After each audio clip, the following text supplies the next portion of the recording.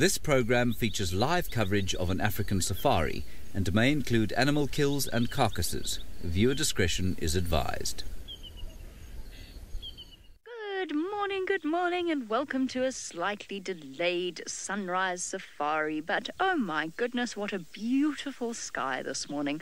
I hope that makes up for our tardiness, which I will explain in a moment. But first, my name is Jamie. This morning, Sebastian is on camera with me. And the reason that we're late is because the vehicle that we were originally in wasn't on charge. It's too dark for Sydney to be out on bushwalk. And the Mara team hasn't joined you yet. We are live from Djuma Private Game Reserve, which is in the Greater Kruger National Park area of South Africa. And it is a live safari, which means you can send through your questions on hashtag SafariLive on Twitter, alternatively in the comments section of YouTube. Be nice. Murray is directing his very first safari. The weather, according to Johannesburg, here in the Sabi Sand, is overcast. No one appears to have told the weather that here, but I mean, such is life. I mean, in all fairness, I think it's just a bit ahead of the times, because I think it is going to be overcast. I think, Seb, you've got a spider web somewhere, but I can't. the rigours of live safaris. Right, let us go to Chitwa Dam to go and see what's happening with all those dead fishies. Yesterday on the Sunset Safari, Trist was there. He had Tingana munching away. He also had some hyena. Now, of course, because this is Murray's first directing experience, which means that I'm going to give him a lot of nonsense while at the same time being completely professional. Ramona says that it is a beautiful sky. It is a beautiful sky. Temperatures around 23 degrees centigrade, 73 in Fahrenheit. I always feel a little bit like a meteorologist when I say that. I'm not, of course. I'm a safari guide. Good morning, Impalalas. I'm going to skip past them for now, for they are always here, and I fear that most of you have got quite accustomed to seeing Impala on quarantine, so we're going to duck them. This morning on my way to work, if any of you are interested, I hallucinated an elephant. Well, I didn't hallucinate it. I saw a tree that looked very much like a really big elephant that wouldn't move out of the road. So I was proceeding along at a very steady pace, waiting for it to move, only to discover that it was, in fact, a tree. Which is worrying, really, because you'd think I'd be able to tell the difference at this point. I think it's because we've been talking so much about the fact that we're looking forward to having elephants back on this open area, which is known as quarantine clearings due to its history, where it was once upon a time used for quarantining animals. But it does have a number of fruiting marulas, which brings in all sorts of, well, elephants, mainly. Okie dokie. Where to? Trying to decide which route I'm going to take. I am, for now, the only vehicle out here, which means the world is my oyster. Lion tracks. Ha. I don't know that the light's particularly good for Seb to show you, but we can give it a go. They are sort of there-ish. There we go. That's it. You're just to the left of that Ellie track. Down a little. There we go.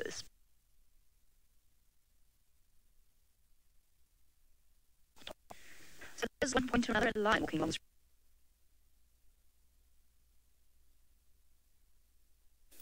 One, two, three, four toes. Can't really confuse a male lion track with many other things. It's roughly the size of my hand, give or take. I mean, at least the palm part. And there's just nothing else that is that size. It gets slightly more confusing when you get into the realms of male leopard and young lions. Standing by, Tristan.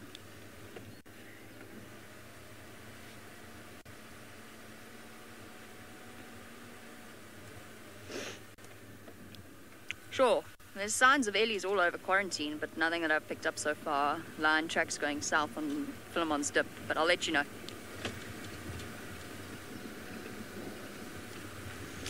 Tristan is up this morning. He will not be seeing him, unfortunately. That is because there's some other things that he has to do with his beautiful morning. If it were overcast this morning, he would still be in bed. It was one of those mornings where everyone walked outside, looked up and went, sorry, Trist, you're up.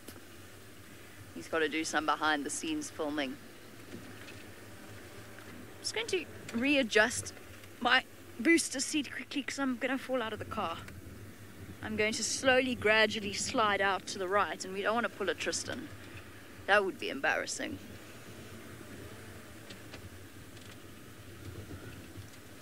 He is to date the only person I know well who has fallen out of a safari vehicle.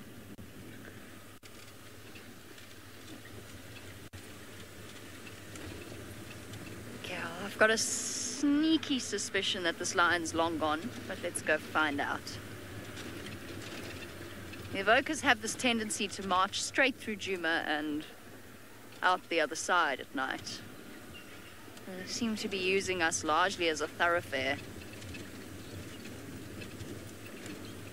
Remember, keep sending your questions through on #SafariLive on Twitter. I've got this funny feeling you're all being very silent.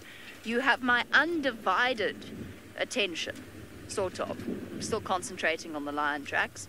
So if there's something that you think perhaps specifically I could answer, then you can send that through. If there's something that you think I specifically can't answer,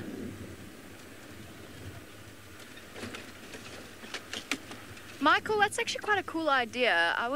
My plan was to go via Shabam Road, which I think is opposite where their den is on Little Gowrie. Michael, of course, wants to see a hyena or two this morning. I do too. If we don't see anything there, then what we can do is we can check out Chitwa, because I think they're going to be scavenging those fish. Tristan's predominant theory as to why we have so many dead fish at Chitwa is that there's been a massive ammonia spike. Oh, Lion, why couldn't you just walk on the road like a good cat? No, you had to go off somewhere, didn't you? And was Jamie watching? No. You really did have my undivided attention. That's interesting. It's a massive change here. Good grief. I knew one day that man had potential. I think Murray would like me to link to Senzo. I'm going to say not yet. Let me just double check that I'm doing the right thing first. I feel as though Senzo might be a bit surprised by his presenting debut. He's certainly appeared on our live safaris before, often more as a cameo, given that he's a cameraman. Radio. Okay, I am going to send you across to the man that Senzo is filming. His name is Sydney, and he'd like to say good morning.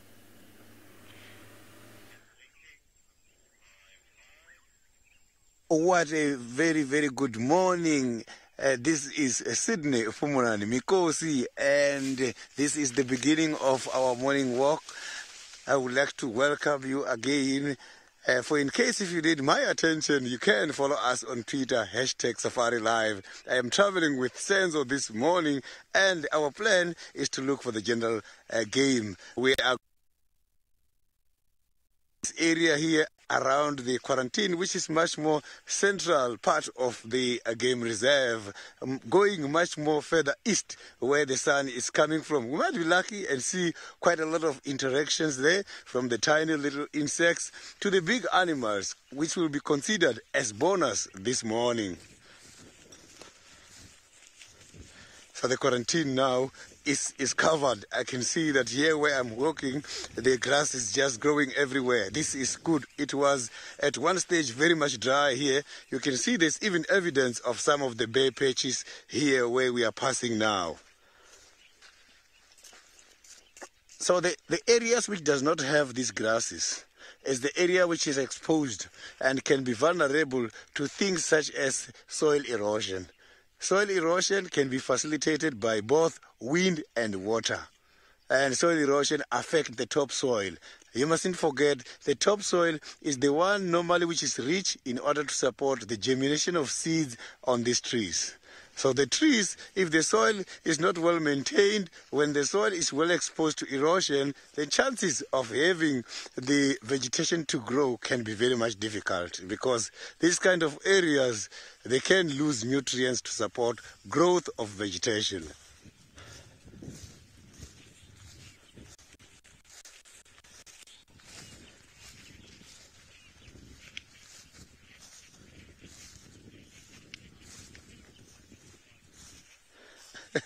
The spider webs, mostly when we are walking here, especially during the sunrise, you can easily see the spider webs. So sometimes when they're starting to construct, remember, for the spiders to construct a web, they normally jump from a place to the next, and they will attach the silk here and they will go to that side, and they will come back this side and they will go to that side. When they're starting, yes, it's difficult for us to see this very thin kind of silk, but when they already started constructing the web, easily we can detect them. Sometimes when walking, if you don't see it, you can feel it here on the face that you are attached to the silks, because these kind of spiders, when they are building their webs, they don't use same kind of a silk. They've got different silk glands. And some of these silks, they use them in order to stick their prey. Some of them is just for building. Some of them is for tightening that kind of a web. So there's quite a lot of things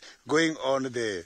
So it's always nice to see the spiders, watching them building a web. I saw one constructing 2 days ago, and it was at night. It was lovely.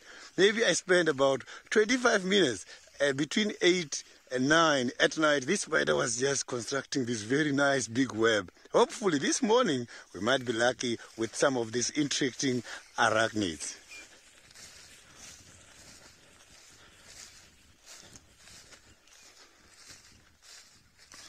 So I'm trying to check here just to see if we are not going to find any of those spiders. Oh, something has been going on here.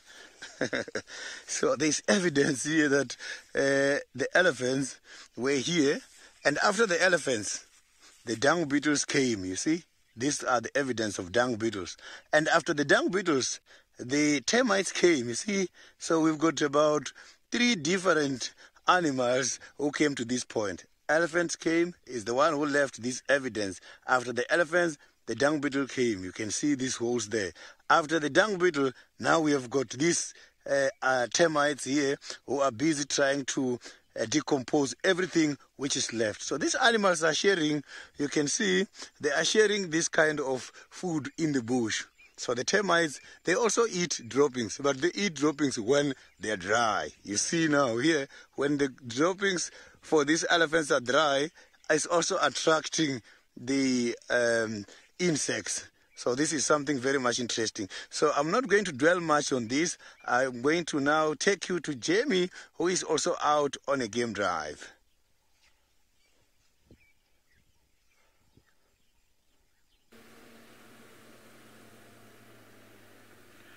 Alrighty, so I'll wait for Sidders to contact me about, I assume he wants to follow up on those lion tracks. I'm not 100% sure. So while I wait for him to do that, I'll tell you a story of yesterday and Sebastian. I was not on drive yesterday afternoon. I was busy working on something else, and I was quite engrossed in what I was doing for quite an extended period of time. And I didn't realize that Seb was also not working on drive yesterday afternoon. So 3 times I heard something slam and walked around the entire house searching for baboons, ready to chase them away.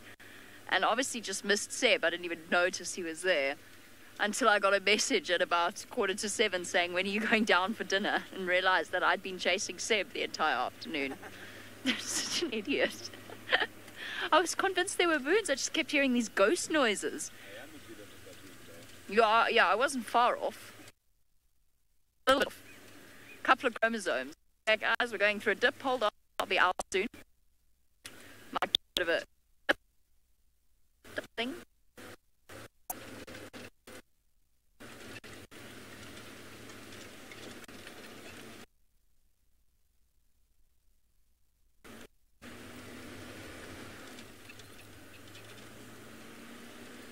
Okay, we should be back up and running.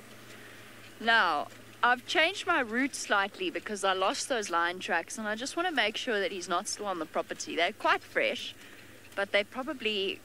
I didn't stop to examine them properly, but I would say they're a few hours old. I didn't hear him last night, or this morning, come to think of it, which makes me think he's probably already wandered off, but not definitely the case. So we're just going to do a quick loop around here, because there's a sort of spoken/unspoken guides rule that before you go dashing off somewhere to respond to a sighting, you do a thorough check of the property that you're based on. Makes sense. You know, you've got to make sure that you cover all bases. So we're just going to do that. We're just going to check thoroughly. It won't take me any extra time. We've got the whole 3 hours this morning, so we can do that quickly now. I can always go to Chitwa in a bit. Oops. Trees have grown so fast. They're overhanging the road. Once upon a time, many years ago, it would have been my responsibility to chop those all and trim them all.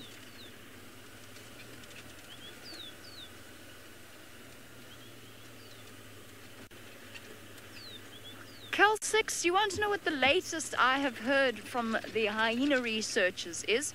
I assume that you mean actual practical information, and to be honest, I haven't heard very much from them since the conversation that we had about the fact that Soup appears to have dethroned Waffles, and that she, or at least Waffles has, we don't really know if Waffles has passed on the mantle of leadership to Soup, or if Soup took it by slightly, or if there was slightly more force involved. Soup, of course, was the natural contender, or one of the natural contenders to the matriarchy. She was Waffles' granddaughter, and because Waffles has no daughters, it made sense that the hierarchy would continue that way as Waffles got older. It's quite common for an it's quite common for an older matriarch to almost retire, sort of step aside.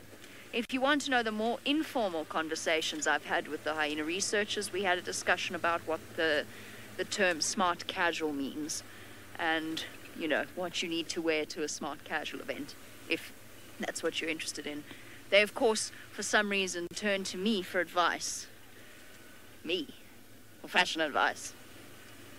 Fortunately, I've done 1 or 2 smart casual events in my time. We were able to come to an agreement as to what that should entail.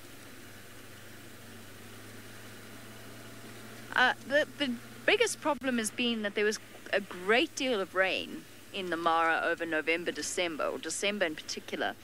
And most of you know, the North Clan is largely based in a marsh. The Magoro area and around that massive river system that flows into the Mara River is hugely marshy, and when it starts to rain, it makes it almost impossible for any vehicles to get there, which is quite upsetting.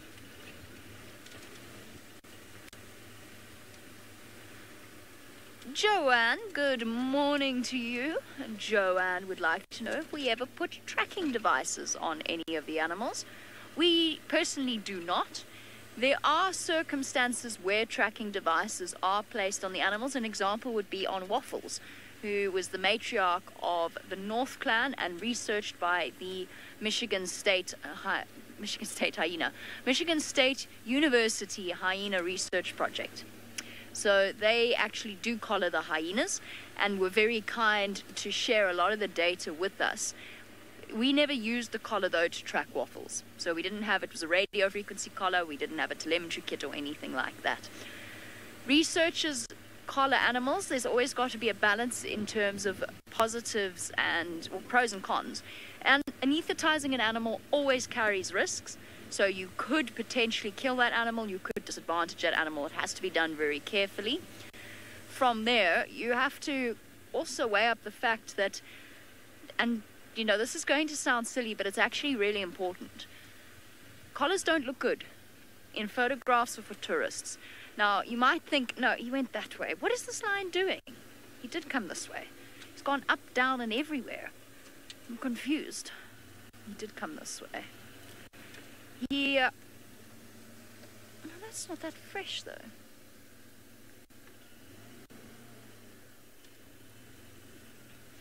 Alright. I'm going to try and figure this out because it's not as fresh as I thought that they were.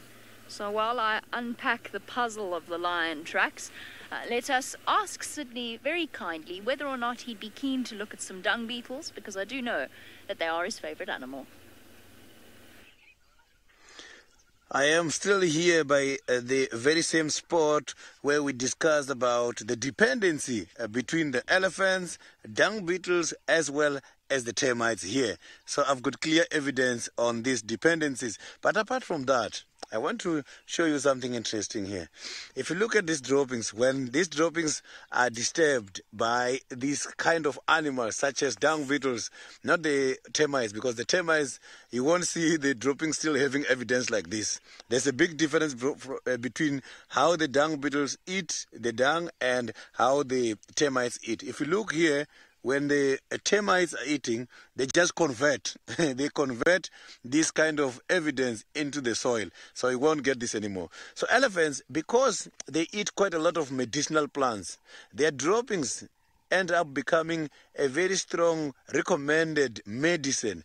And it can also be used, apart from medicine, in order to wash some of the bad some of the bad things. So the evil spirits, they are some of the African tribes who believe that if you come and take the elephant dung and bath with the elephant dung, it's going to chase away that. So this kind of evidence you are seeing here, if you've got hairs, after washing the evil spirit from the elephant dung, you will see all this kind of evidence stuck by your hairs. Some, they will even go into your ears. And I know I've been through that kind of a traditional belief. So, but the smell as well, it doesn't really smell good. But because of that kind of a traditional bath, you have got to do this. So you can see that I'm touching the elephant dung, and I don't have a problem with touching this because the elephants, they are herbivores.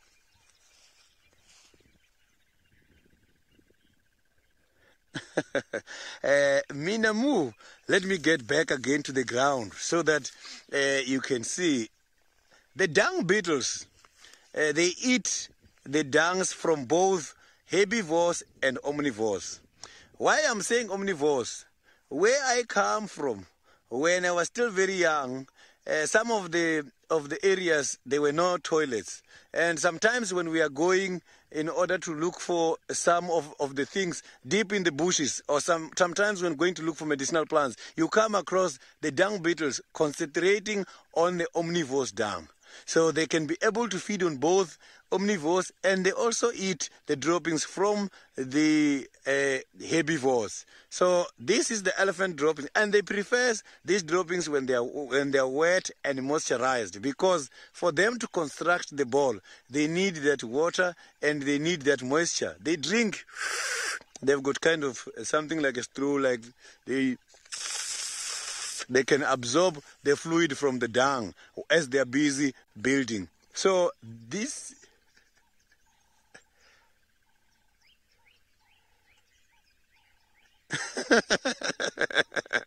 Paula, that is a very interesting question because I love both dung beetles as well as the termites. But let me tell you, the termites, they are not like dung beetle. Termites, they normally coordinate their responsibilities. So soldiers, remember, termites are not just insects. They are insects with the Department of Defense Force.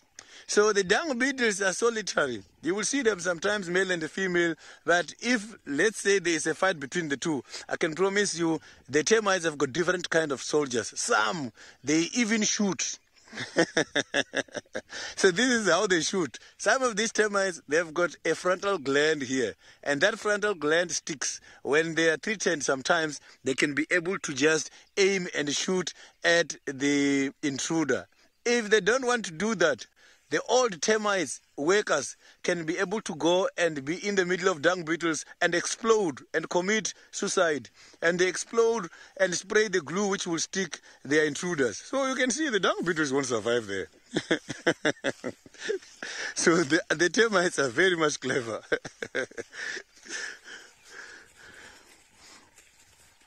So I hope we're going to see some of the termites this morning, because they are busy with construction by this time. I saw there's quite a lot of moisture on the ground, so they use this opportunity.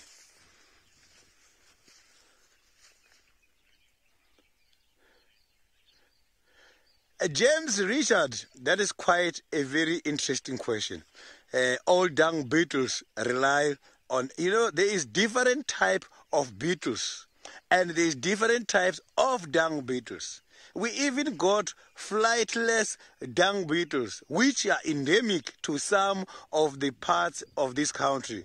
If you go towards Port Elizabeth, there is a national park called the Addo Elephant Park, which is also very much popular when it comes to the flightless dung beetle. And the behavior of the flightless dung beetle is more or less the same as the behavior of these ones we are seeing here in Juma. When it comes to the rolling of dung, unfortunately, the male, they are not responsible. The flightless dung beetle don't fly, but they have to walk around here sniffing in order to get the dung. And the males, they are not responsible on constructing the dung, rolling the dung, or burying the dung underground. The males, they are responsible to just watch the female doing the job and check if everything is done properly. So when it comes to this side, that is the responsibility of the males. So flightless dung beetles, difference between them and the dung beetles we have got here is that the responsibilities is done by a female and they cannot fly. And they've got a very interesting mechanism. If you check, if you have seen the flightless dung beetle before, they've got a kind of a tank. They've got kind of a carbon dioxide tank in the body, whereby it's helping them in order to facilitate the water conservation. So those ones are also adapted to survive without the wings, and they are winning. So we have to look after these dung beetles. Here is some of the things happening. Maybe still about the dung beetles. You can see there's flies here. So now let's quickly go back to Jamie, who is looking for some lions.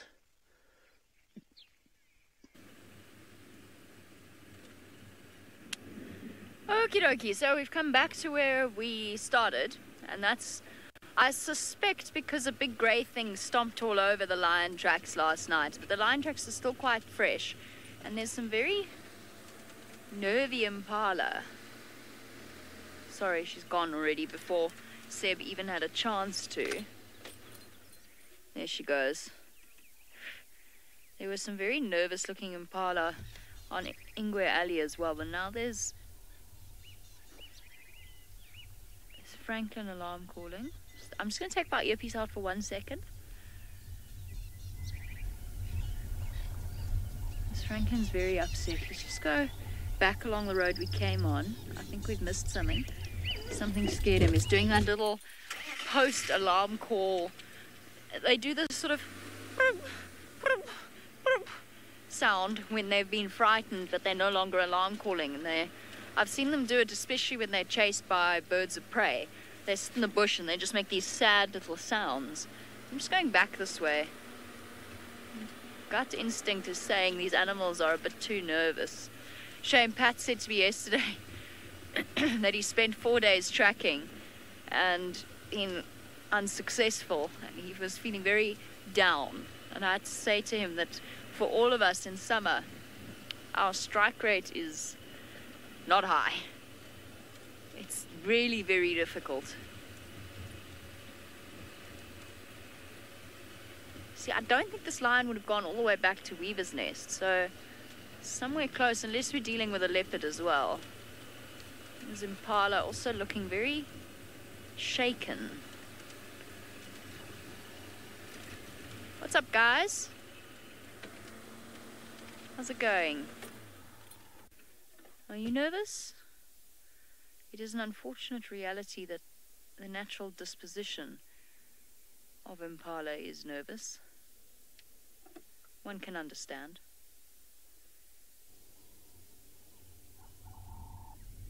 Oh, that Franken's sneaky feeling I'm one step behind. Now look how alert the one on the right is.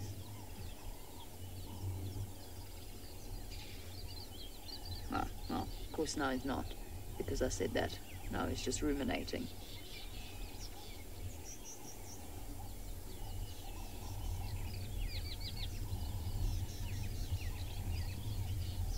Maybe it's just being a frightening night. Jeremiah, good morning. No, a common misconception out here is that if there are impala around, it means that there are no predators at all. This is not the case. First of all, the impala don't see every big cat that's around them. And secondly, as long as the lion is lying down, it's actually quite common to see impala gathered, or a leopard, or whatever it happens to be, quite common to see impala quite close to the predator. They know that they're faster over long distances and pretty much relatively short distances as well. So they prefer really to keep their eyes on the threat, and it's quite common to see if a leopard walks past a herd of impala, it's quite common to see the impala chase them. Not chase them as in running after them. It's just quite common to see them follow, to see where the leopard goes, to know where to look out for, to know what to look out for. It's not the leopard or the lion that they see that's going to catch them, it's the one that they don't see. So you often find that people go racing through the Kruger Park, where of course people can drive themselves. That was just a dove, guys. Common to see them race past impala and miss something else. I'm just half talking, half listening.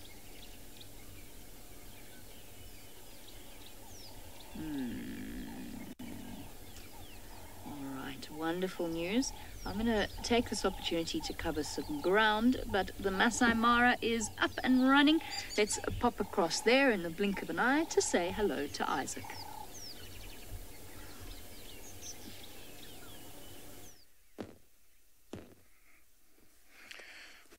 Well, a very good morning to you. Welcome to the Masai Mara. My name is Isaac Rotich, and my cameraman Bungay, the man behind all the magic. It's been a rainy night last night, and very, very misty this morning coming down here. And over here, we're still using infrared, so that's why it can allow us to see what you see. The sun is not up, it's still quite dark. In front of me, it's a beautiful view of east, and the sun is going to be coming out maybe in the next around maybe 10 minutes. I hope we're going to have a good sunrise. We have a secretary bird, our first bird of the day. You can see the crest. He looks quite wet after the long rainy night. This is a pair that we know. They have a neck.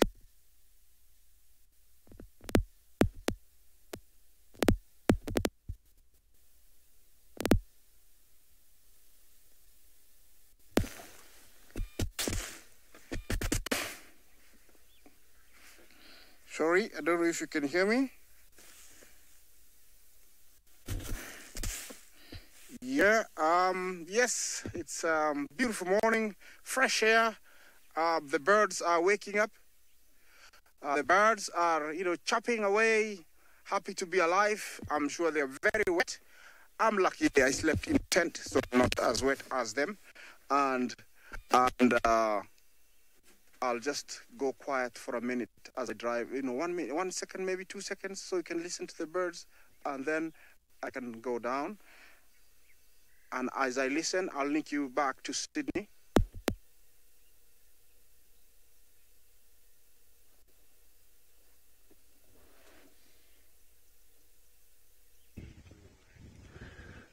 I am right considering. Look, oh, someone has just arrived now. Look, this is something else.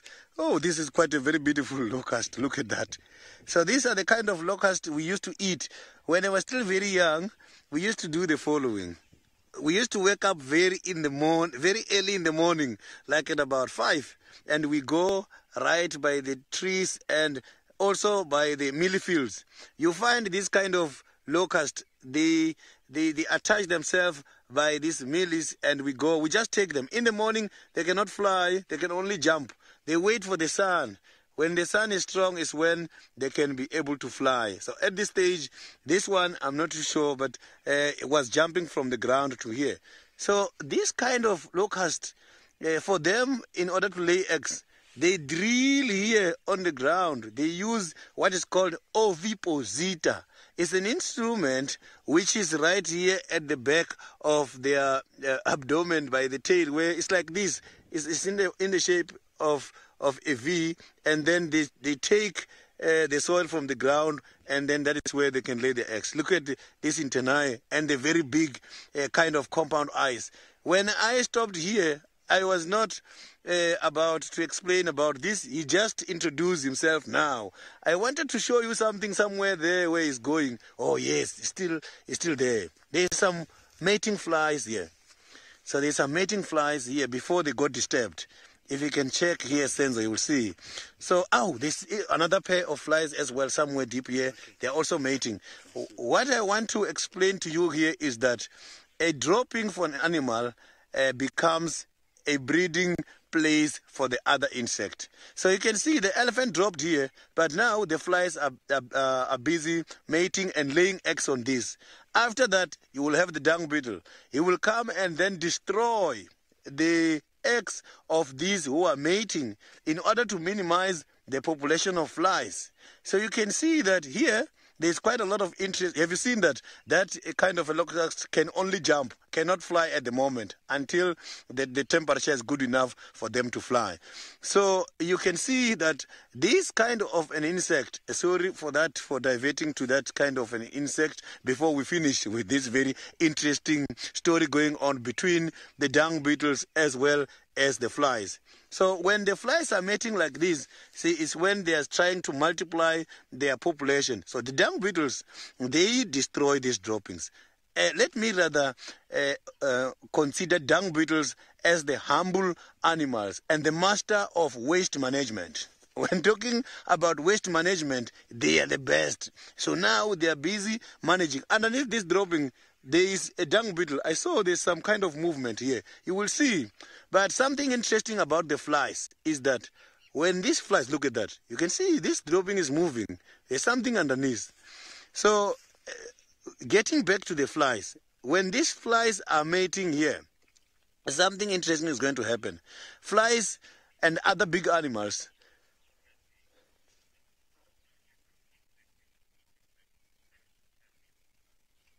so, Kathy, I didn't get your question very nicely. If you can repeat that.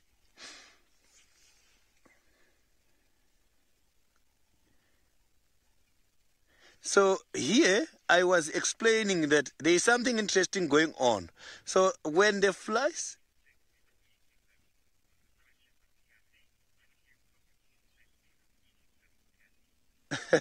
Kathy, that is quite a very interesting question.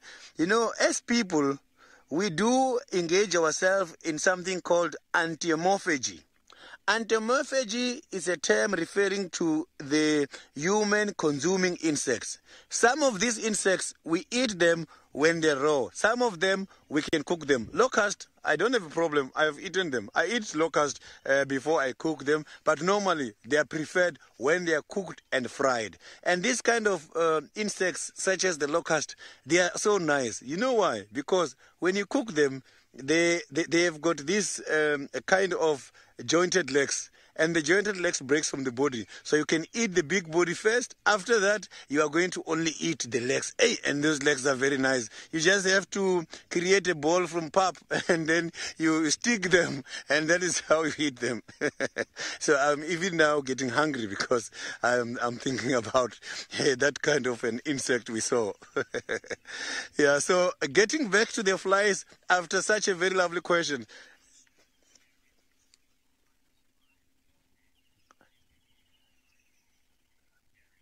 Gary, there is different fly species.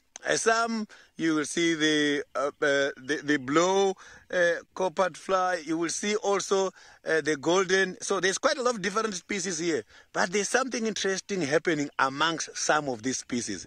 You know, there's something which is called a cryptic female choice. Cryptic female choice, it means a fly can be able to mate with multiple males but still determine which sperm to use for fertilization. And some of the flies have got complex copulatory organ, whereby... So now, let's quickly cross over to Jamie, who found a lovely male lion. We'll continue afterwards.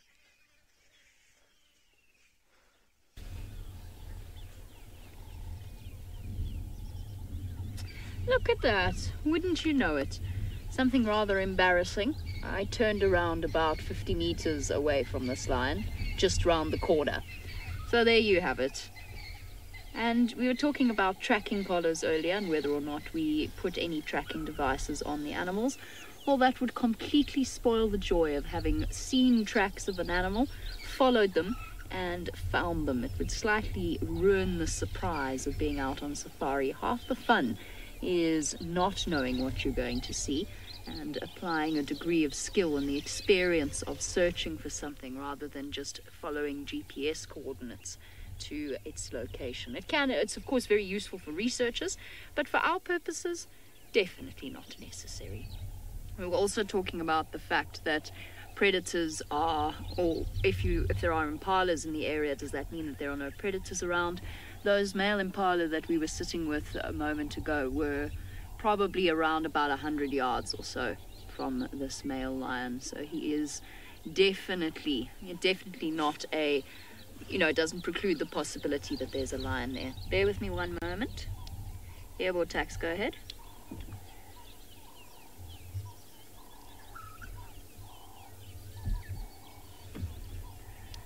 Affirm tax. They are on Little Gowrie, unfortunately.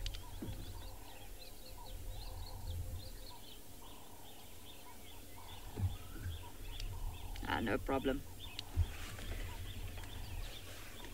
Okay.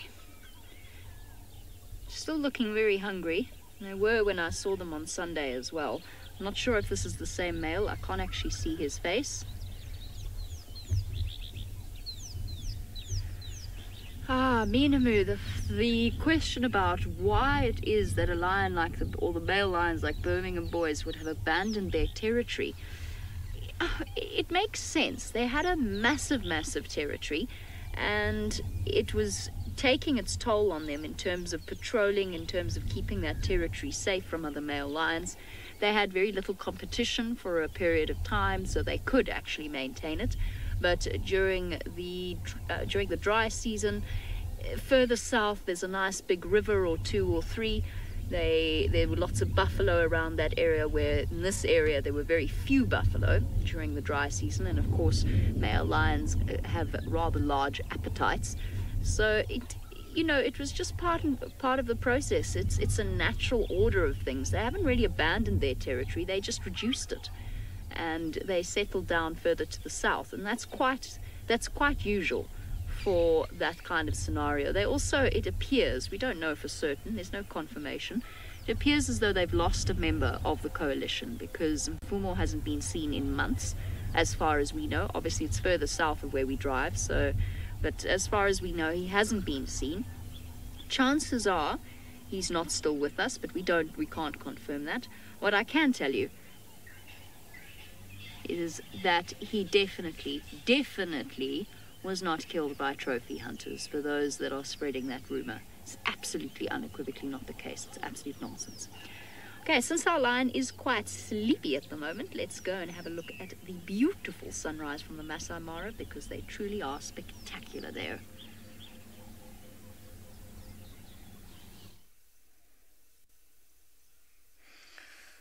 It is sunrise. And remember, I said yesterday, this is not a postcard. We are live. And we're just witnessing the sun rising in the beautiful Masai Mara. A bit cloudy, but you can tell it's sinking in between those clouds, coming in very fast. It's going to be quite beautiful when all of it comes out and the clouds in front of it. So let's give it a few seconds. It doesn't take very long here. At the equator, it comes up very quickly and goes down very quickly. Look at that. Beautiful.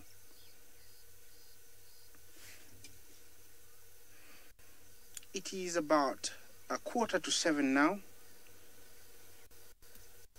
And our sun here rises from 6:30 to around 6:45. It never changes throughout the year. It goes. The difference is about 15 minutes. But the farther you go north and the farther you go south, the more you lose minutes. But over here, it's exactly almost 15 minutes. Look at that.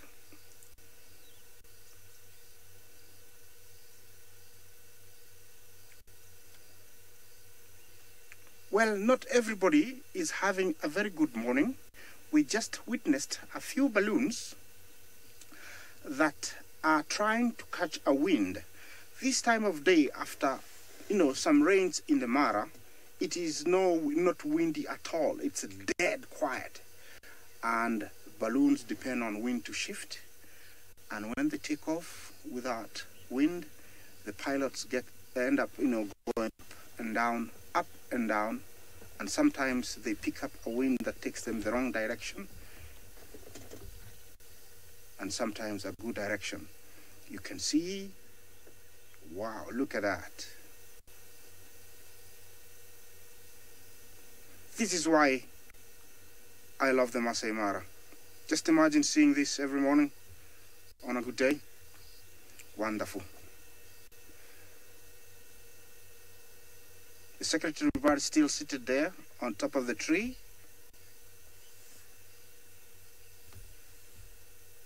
Yep.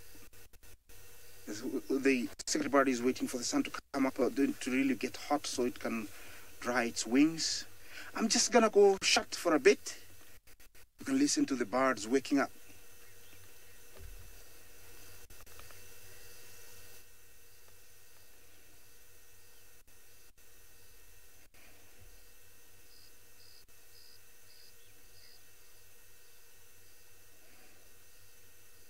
Well, not very many, but a few.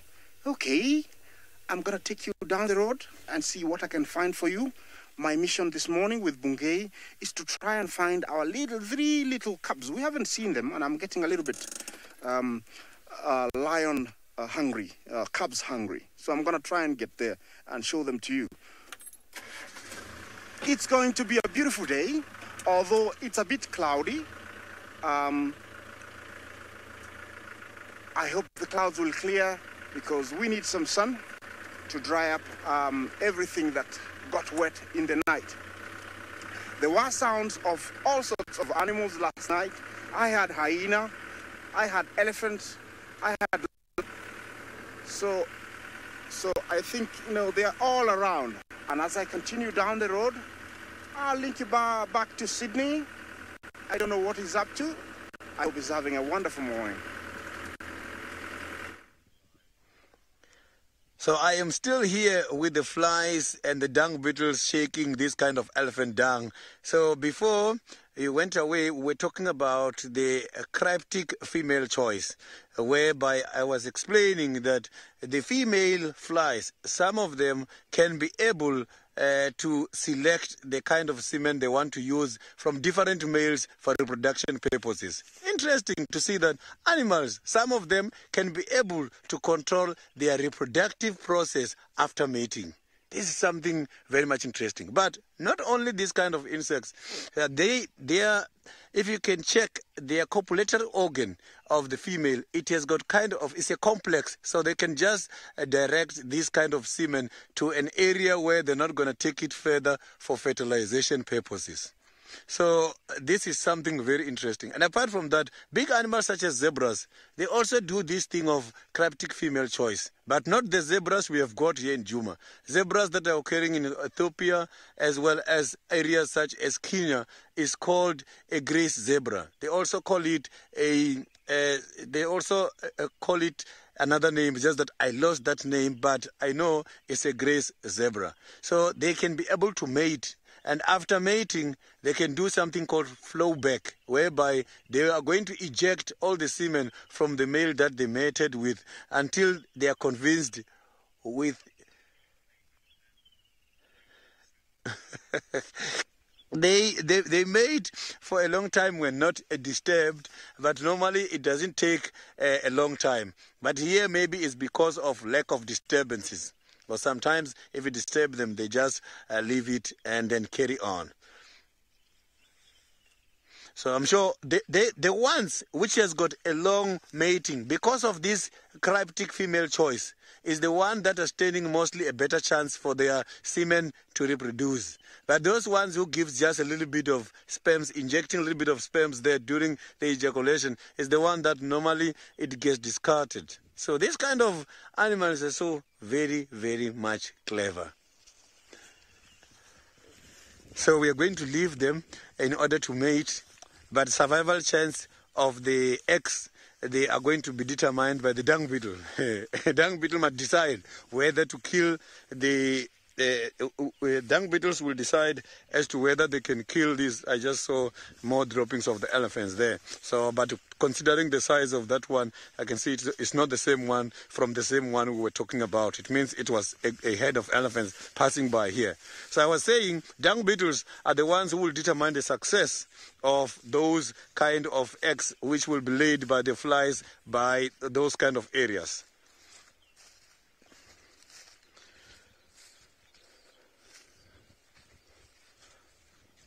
Oh, you can see.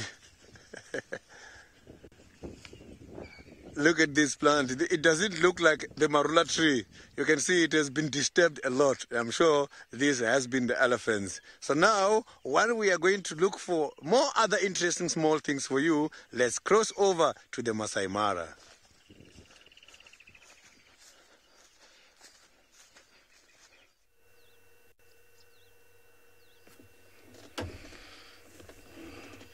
Still, we're enjoying our sunrise here in the Masai Mara.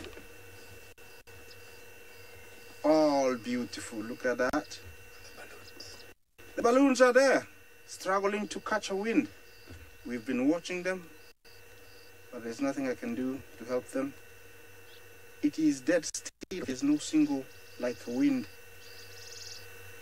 Can you hear the sister callers calling? All happy to be alive.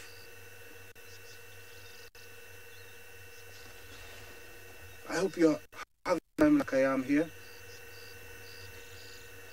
It is not that cold. I would say it's around 16 degrees Celsius here. And it's clearing up very, very well. Look at the beautiful balanitis trees all spread out. We're looking all the way to, yeah, you can look all the way back there to the hills to the east. That's the boundary of the eastern side of Masai Mara. These balloons are one of the few activities that happens here every day in the Masai Mara, and the best time to do it usually I would suggest is during the migration, because just imagine being aloft and looking at all those hundreds and thousands of wildebeest underneath you. It's a magical sight. I've done it and I would recommend to anybody who comes here. Look at this. That's where we're heading, not far from there. That's where our female gave birth to the 3 cubs. We haven't seen her really well with all the 3 cubs. And now I think it's better if I move on down there, if I can find them for you. As it would be really nice to catch up and find out exactly what's happening. We like, keeping tab on exactly what's happening each day. So let me get you there and hope they're out.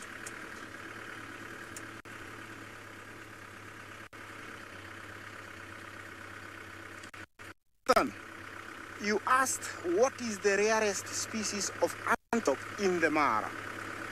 I would say the roan antelope is the rarest antelope in the Mara. There was one that was seen about 2 years ago and it disappeared. The one known to be here in the 60s and the 50s, they disappeared. We keep seeing one every now and then and it disappears. We don't know where they go. So I would say it's the rarest antelope in the Mara. And it's a magnificent looking antelope with long carved backwards horns, darkish color. That's our warden. He's awake, making sure that everybody is obeying the rules. I can tell that nobody has been here. I'm the first one. There's no trucks, so that's a good thing. See our balloons over there? I don't know if you can see them. They're heading in the wrong direction because there's no wind at all, and whatever, you know, they're catching is very minimal. It's drifting them in the wrong direction. It means that, you know, whoever has paid to do that is going to spend more time in the balloon. We're approaching where our beautiful cubs are. I don't know if they're there, so I'm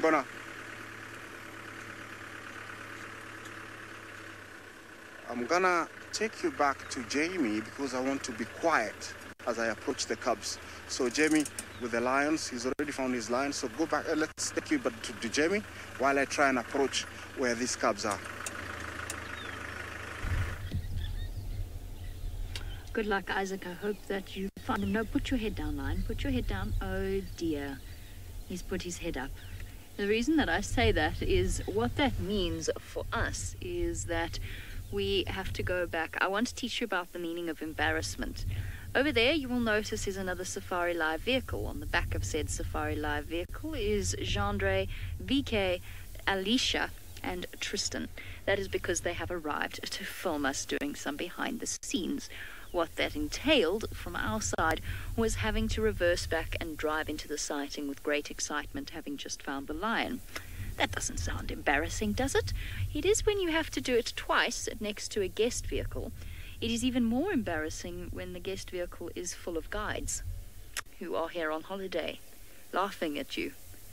I'm somewhere in the depths of my soul, I'm sort of slowly collapsing in on myself in a feeling of utter grief. Now, apparently we had to do it again when the lion put its head up. I am now live. Would you like to be part of that whole experience? I think you would. Yes, you would. I don't know if that's allowed, but I'm happy to... Oh, there goes the light. I'm happy to include you in that whole process. I'm just waiting to see whether or not that is what is required, although the light's vanished. What do you think, Seb? Do you think we have to do that again? Have you taken your sunglasses off this time? I did. You've taken your sunglasses off. Oh, he's down again. Never mind. Again. Okay. This, of course, also means that we're not in the best position to actually show you his face or anything like that, which is most unfortunate. Our sincerest apologies for that, but that's okay. We'll get our chance. It's not like we're in a hurry this morning. I'm sure Gendre is slightly devastated by the fact that the that lion has now gone back to sleep. Fortunately, because he's put his head down, it means I don't have to repeat that process. Oh, look at them. Aren't they sweet? So much love for the people on that vehicle. There's Tristy tired. He wasn't meant to be up this morning. If it had been cloudy, he wouldn't have been. Oh, shame. Oh, Trist, I know that feeling. Shame, Seb, let's take the camera off him. I feel too guilty. I feel too bad. I know that feeling. And it's not as though this morning he was required to be on form.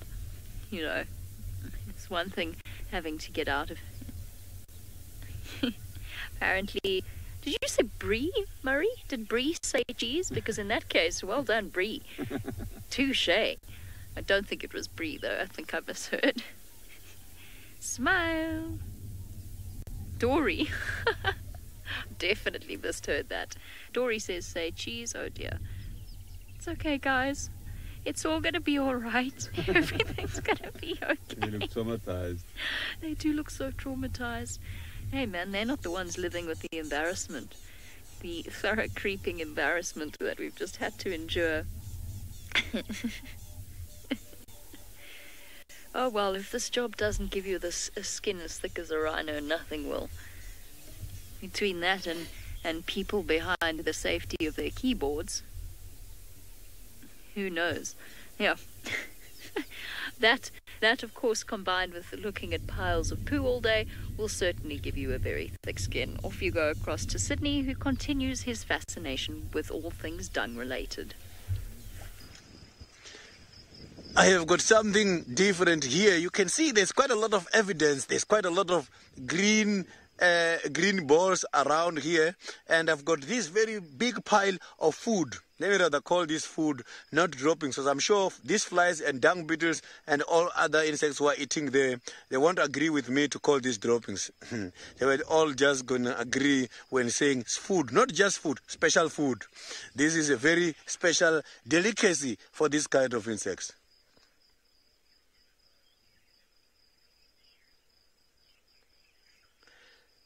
A child of the universe, I didn't copy your question nicely, but I hear that the question is to do with the amarula and the health of the elephants. So the amarulas we are seeing here on the ground, it forms part of the elephant diet by this time of the year. And yes, there's quite a lot of talks about the amarulas giving elephants some kind of alcohol. Some of the sources are saying they get drunk. I don't know if this is scientifically proven. But elephants, they eat marulas, but I don't think the time is enough in their bodies in order to ferment this. Because when they eat the marulas, all the sugars just get taken and get converted by the body. All the fluids get taken very quickly. So elephants, they have got to defecate after 26 to 46 hours. Yeah? They've got to defecate after 45 minutes. But for this food to be ready for defecation, they've got to spend at least 26 to 46 hours in the body. So now I want to talk about these fruits. These fruits, the amarula fruit, inside here, you can see that there is a kind of elephant they just open and open in order to absorb. You can see this is the kind of jam. You see in here, this looks like a jam. So this is what we use in order to make this kind of a beer, which is proudly South African. It's called the amarula beer. And traditionally, we also make this different kind of beers. And it also makes something which is called mampur. Mampur is the name which is derived from one of the kings, is the king of the Skukune area somewhere in Limpopo, because he's the King Mampur is his surname. He was so in love with this kind of the beer which is from the amarula tree. That's why it's called the Mampur. So these kind of beers, they also serve as an aphrodisiac. Where I come from in Venda, olden days, people used to go to Johannesburg for working purposes, and they come after a long time. When coming back, they will find their women preparing the marulas, and when they come home, they just give them. And when they leave, there will just be a lot of pregnancies in the area. So where I come from, if you ask, olden days, this is what was facilitating the increase of population around Venda area and other neighboring areas. Because not only in Venda, this is believed to be an aphrodisiac. Also, other tribes, they've got the very same kind of a belief. So you can see this one, this elephant is just... look, you can see that the elephant is not digesting everything. You see there, you can see that it's more like slimy. So this is what we use. We take all this kind of fluid from this, and then is what we are using in order to make this kind of alcohol. So it ferments very quickly, and it's a very nice alcohol. I can make the amarula alcohol. I know how to do it. But I only like it when it's 2 days old, because that is when it's still sweet. But after that, hey, it's very much strong.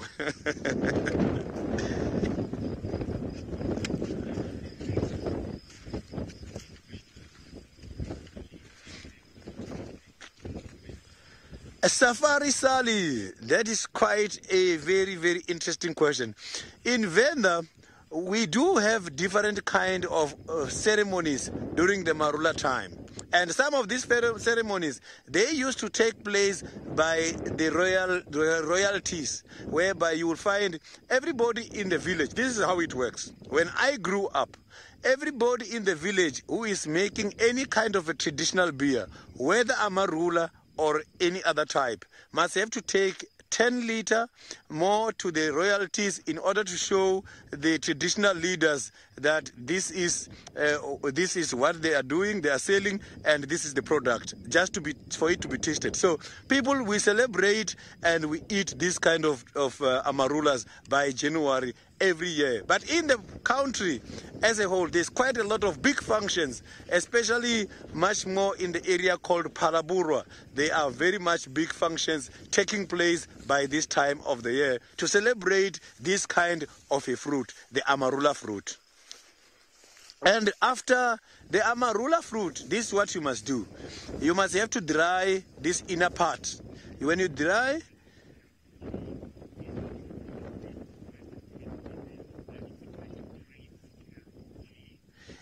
Carol G, when it's still bright green, is not ripe. But this one here, you can see the color is green here, and here is yellow. This is telling you that the amarula, when it was landed on the ground, the part which is under the ground, which is on the ground, you will find it green because the sun is burning the top. So the yellow part is where the sun was burning, and the green part, which is here, it means it was landed like this. But the stomach as well of the elephant maybe can also create the color difference as well.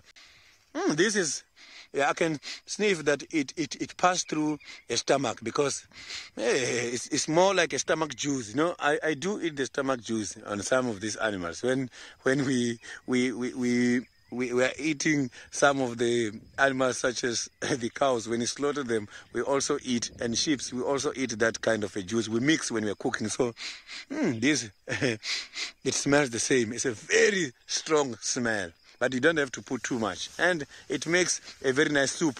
A soup from the intestines. So this seed, you can also crack it and take that kind of a kernel.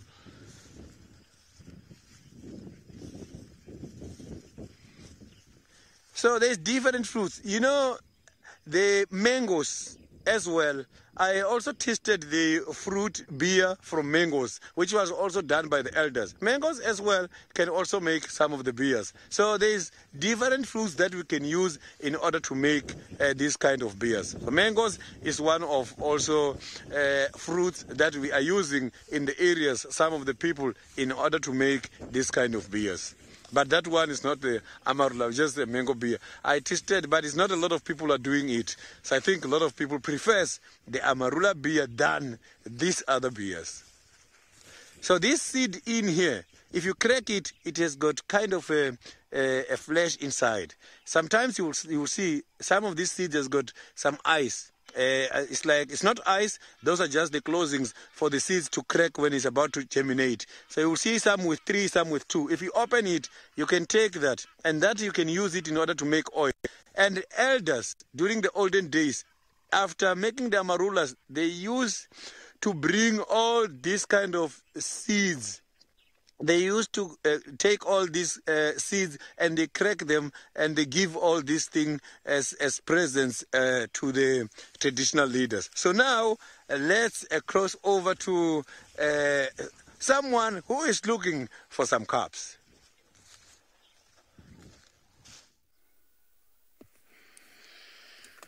Well, we have come to where we left the Olololo Pride yesterday. And Olololo Pride has decided to lie in. They don't want to be lions. They want to lie in. They are all not very far from where we found them yesterday. And it looks like they didn't do much in the night, but very awake this morning. I think all the rain stopped them from doing anything active. I see how many here? 1, 2, 3, 4, 5, 6, 7, 8, 9. 9. So we're missing about 3 members from last night. The second from left, I would say it's one of the males that was eating the warthog head. I don't know what they might decide in the next few minutes, but if this is the behavior they're going to portray, I'm going to decide otherwise. But look at this, just imagine having these guys in front of your yard. I'm not even 1.5 kilometers from camp, and I must say I'm a very happy man to see them this morning. They are quite at a distance from where we are, but with our powerful cameras, we are able to zoom in and show you this live coverage. Look at that. Look how far they are. That is the truck that I use every day to come down and up. And actually, our studio, you can see it top left over there. That's where all the magic happens to bring you this live coverage. This Olololo Pride, they have decided to have the view of the Mara. Is there another one? Yes, it's another one. So we're up to 10, we're missing 2. So it's another female. Lying like that means they're lying on their front paws, which are maybe very cold, and they're trying to warm them up. Very much like our domestic cats, they don't love water. But over here they don't have the comfort or the love that we give to our domestic cats. This is a very interesting, pride, and I'll continue saying this because, they are not going for buffalo, which is in a big abundance here, and which actually could provide one of the biggest meals for them, which could take them for much longer, and also, keep them going for many, many days. I don't know what they'll go for today.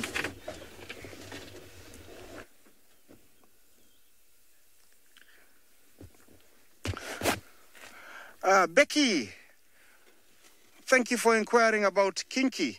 We haven't gone that side, but we'll be heading there this afternoon. Our coverage this afternoon will be coming from that area, so we'll go and find out what is happening with Kinky Tail. This afternoon we'll be able to update you if we find her.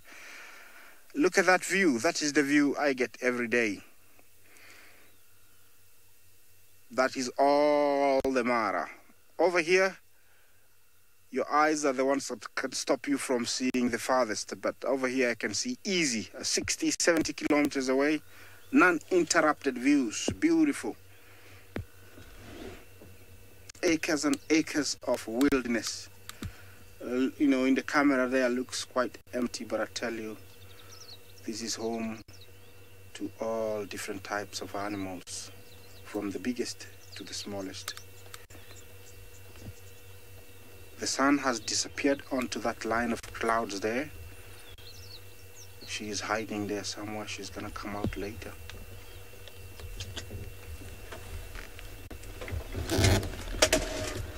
I'm still gonna stop here for a few more minutes and see what the Olololo Pride.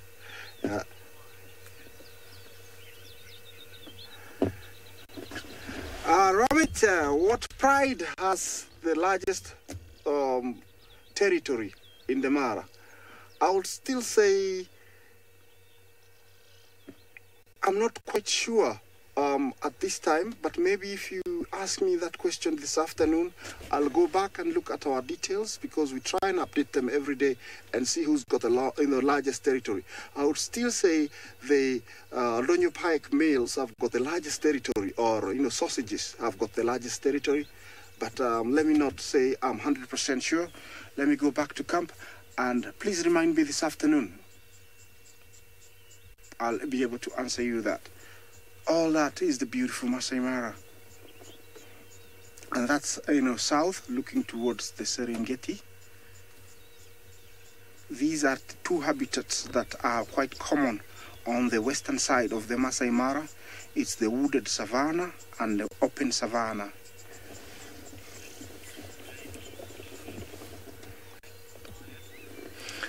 Yes, I'll actually continue watching these guys and see if they can wake up and do something.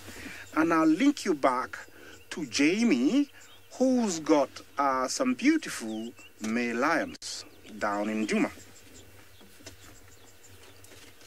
All around this morning on Safari Live. Lions here in South Africa, lions in the Masai Mara, and lions drawn in the sand. When it comes to something else that I can't think of, it would have been clever if I had a plan with where I was going with that. Wouldn't you know it, we can look at the lion's face, which is marvelous. We are no longer required to be behind the scenes while live. we are up and running normally. So there we go. We can actually look at the front of said lion. Has he got an injury there, or is it just his skin's a bit wrinkly at the join of his leg and his belly? Is that an old scar? Looks like it might be. Or is it just... I can't quite tell. No, I think it's just the way his skin's folded.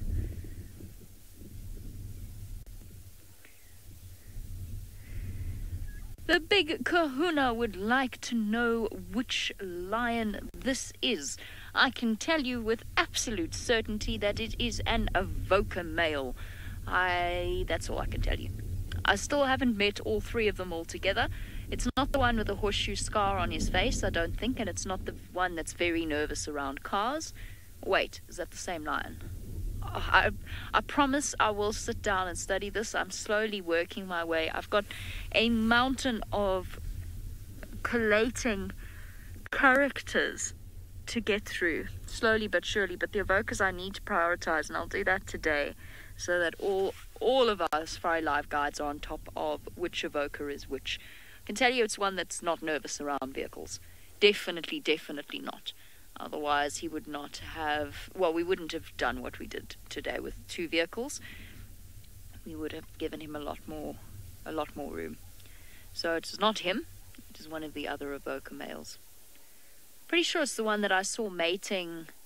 Not the one that was upset with me, but the one that I saw mating the next day. Pretty certain that it's him. And the same one that I saw on Cheetah Cutline.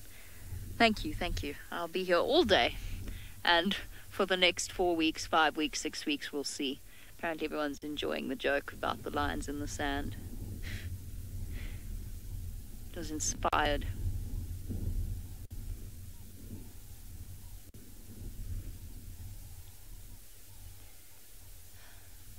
I'm just listening to Game Drive Radio. Sorry, I haven't...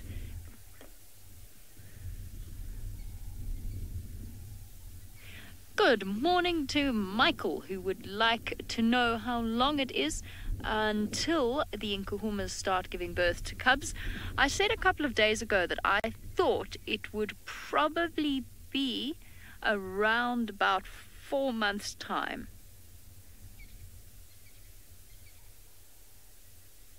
Okay, and I'm just listening to a conversation about tracks. Let me turn it down slightly. It's to the north, unfortunately. Never mind. All right. So, giving a little bit of leeway for the fact, okay, so we, as you know, or most of our viewers know, but for those of you that have just joined these live safaris, a lion gestation period is around about 3 months, give or take a couple of days. But what happens when males come into an area is that the females experience false estrus in the initial settling down period, so that they can confirm, and it's a subconscious thing, it's an instinctive thing, that these males are here to stay and that they're not going to move on, they're not going to be replaced by other males, they're not going to be kicked out by the dominant males, and so on.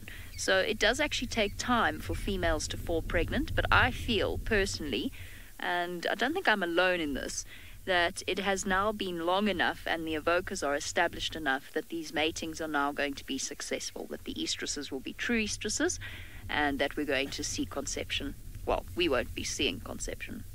You know what I mean. See the moment, never mind. I'm just digging myself a hole. So I think we're going to be seeing lion cubs in probably about 4 months. Megan Inkajun would like to know when the individual evoker males will be named and by whom. Oh dear, the question that is liable to get me into trouble no matter what I say.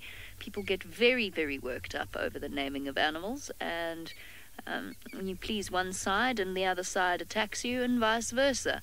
It's one of those things. Why do we name animals? We name animals for very specific purposes. Let me start with that.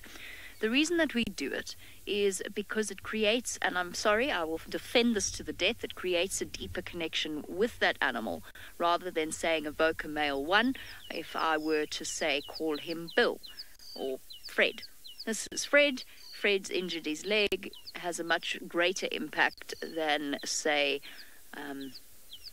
evoker male 1 has injured his leg. It creates that connection.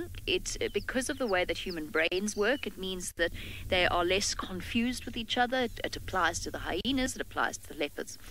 Typically, the naming process will be first, what we'll do is we'll open it up to the guides of the area, the surrounding area. We'll speak to them about it and we'll get their suggestions.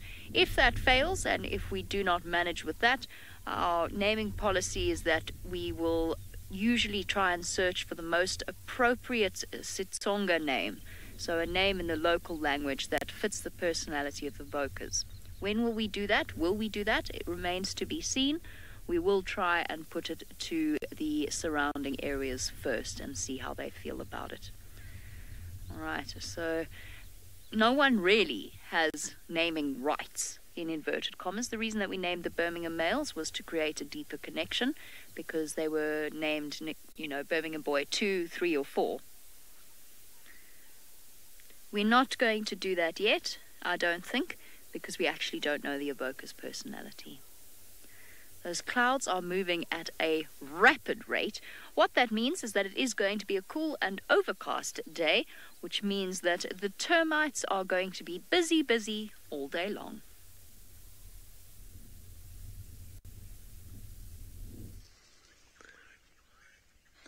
I've got something different at the moment here, and it's the first time for me to see this kind of insects behavior. If you look here, you'll see that there is some kind of protruding little bit of compacted soil from the ground. So this is from the termites. So the termites here, they are playing a role which is supposed to be played by fires. Why I'm saying this, let me show you something here. If you look here, where I'm pointing now, you will see there's a grass, and this grass is growing there, the green grass. The termites are being able to eat what is called moribund.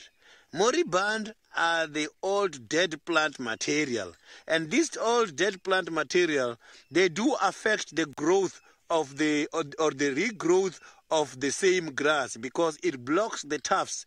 Tufts of the grasses is where the grass is going to grow from. So normally, the wind, the fires, when the fires are burning, is the ones who control by burning the moribund in order to stimulate the grass for the new growth. Termites, because we don't have a lot of natural fires here, they are taking over and they are cleaning all these kind of grasses in the area. And this is something very rare and interesting.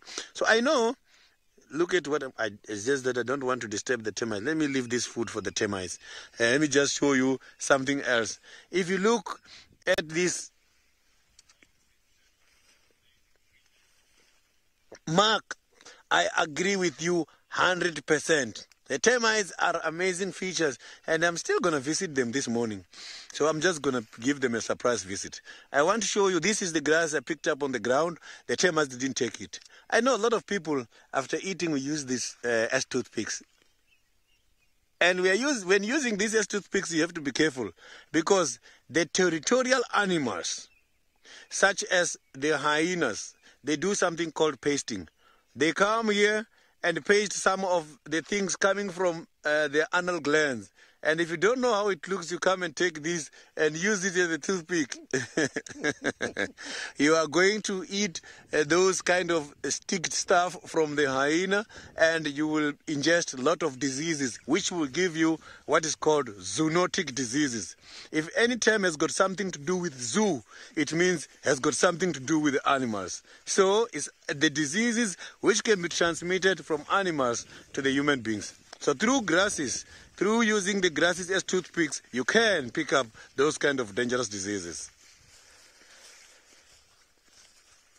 So now, let's cross over to the elephants, as Isaac has got elephants, and we have been talking a lot about elephant dunks. Now, let's see the animal itself.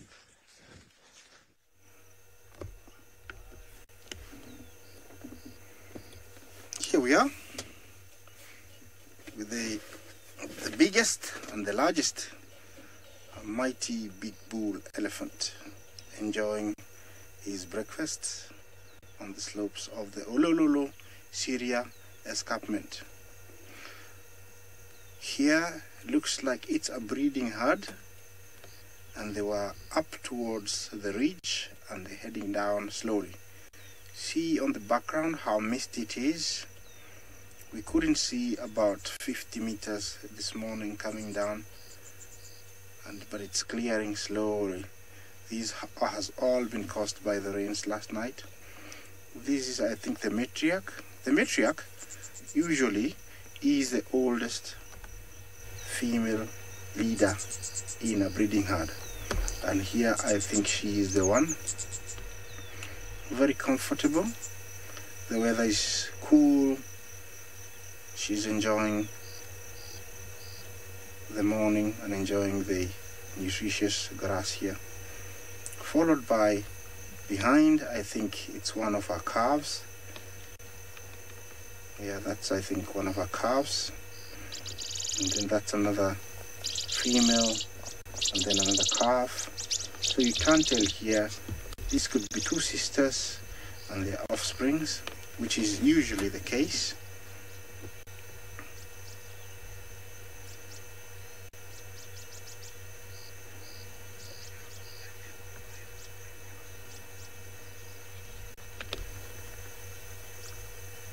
Here are the birds. I must tell you that I'm having a very good time here, giving you this live coverage. Remember to ask us as many questions as possible on hashtag, on Twitter, hashtag SafariLive, or YouTube live stream. You are on SafariLive, and this is coming to you live from the Masai Mara. Looks like the balloon is going to land behind the elephant. I think that's can give you a ratio of how big these guys can be, although the balloon was quite a ways away. Danielle, you ask if it's cooler up on the hill. Yes, it is. You can imagine, just like anywhere else, the higher you go, what happens. And also because it's quite all the wind hits the escarpment and then comes towards us, it's much cooler. So I'd say it's slightly warmer down here. Not warmer like I would want it to be, but it's better. You could have seen how covered I was coming down here. Looks like this herd is really having a good time, and they're following their oldest female. Oh, I don't know what just happened here. I don't know if you heard that. It looked like two are having a fight. Somebody's being told off. I don't know what he did. Remember, elephants are very intelligent, and they have these infrasonic sounds that they use to communicate, which sometimes they'll behave in a way that our guides can read that they are talking. In this case, you heard them, trumpeting. That is when they really want to be vocal. But sometimes you can see them moving and then starting, stopping dead stop, which means there is something going on. In this case here, there was something that was communicated. Either it is, catch up, you guys. You are, dragging too much behind. Please catch up. And you can tell everybody has gathered all around the female. I think that was the word. And this young bull here has decided to be the self-proclaimed leader.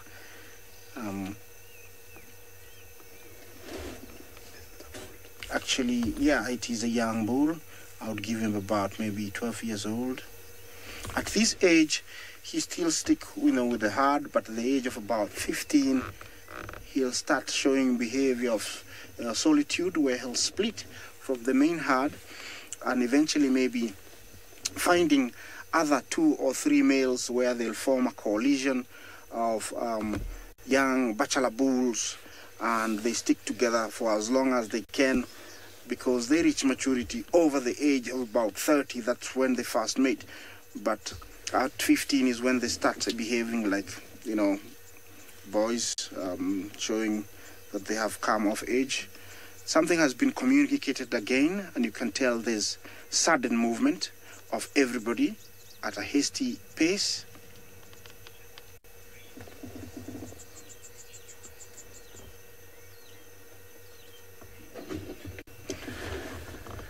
What age do young elephants start growing tusk? Green goblin. It is in between about a year and a half. That's when we start seeing the protrusion, where they don't come out, but you can tell there is some swelling. They're just about to come out. That is the age that I have seen them growing. But before that, they usually just, have a very big, swelling. They look like quite funny, without, tusks.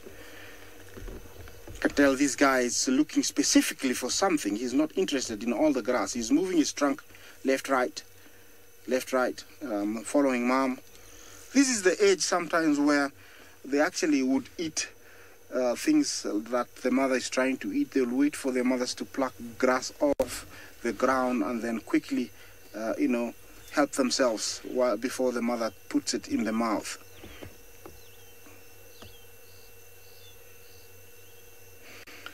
Now I'll leave these guys to continue grazing here, and I'll slowly head down towards the plains in that big gully and see if our three little ones have woken up. We passed there earlier on and they were not there, but from a distance I did see the female heading from the park gates on the other side and headed towards where we had left them about 4 days ago. So I'm hoping in the next 15 minutes when you come back to me, I'll be able to show you this guy. But for now I'll leave these guys to enjoy their breakfast, which is in plenty, and head down to where this lioness was. Oh, there's a bit of sun over there, which is rather interesting. See that? Beautiful.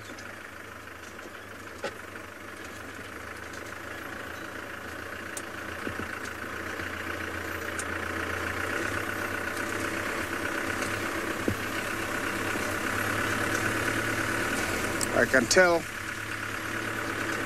that the warden is there, so maybe he's controlling the vehicles that go towards the sighting. I can see him over there. Over here, game drive vehicles are really controlled, where you cannot be more than 5 vehicles at a sighting, and whoever goes into the sighting first usually can stay there longer, but you're only allowed 10 to 15 minutes if there are more vehicles waiting in queue, and then they can come in. I'm headed towards those cubs, and for now I'll link you back to Jamie, who is still with his male lions down in Duma. Alrighty, our lion is up and thinking about moving. He's been looking intently in the direction of the Mwati riverbed. And there's 2 options here. Well, there's 3 actually. 1, he just wants to go in that direction. 2, I did see some oxpeckers flying off that way. He might have heard some buffalo. Or 3, that whatever was causing the Franklin to alarm call, like a leopard maybe, could be down in there. So those are the sort of the 3 options. I think the most likely is that he just wants to go in that direction. It's nice and cool this morning. It now really is overcast. It is no longer clear. The clouds have moved across at a very impressive rate.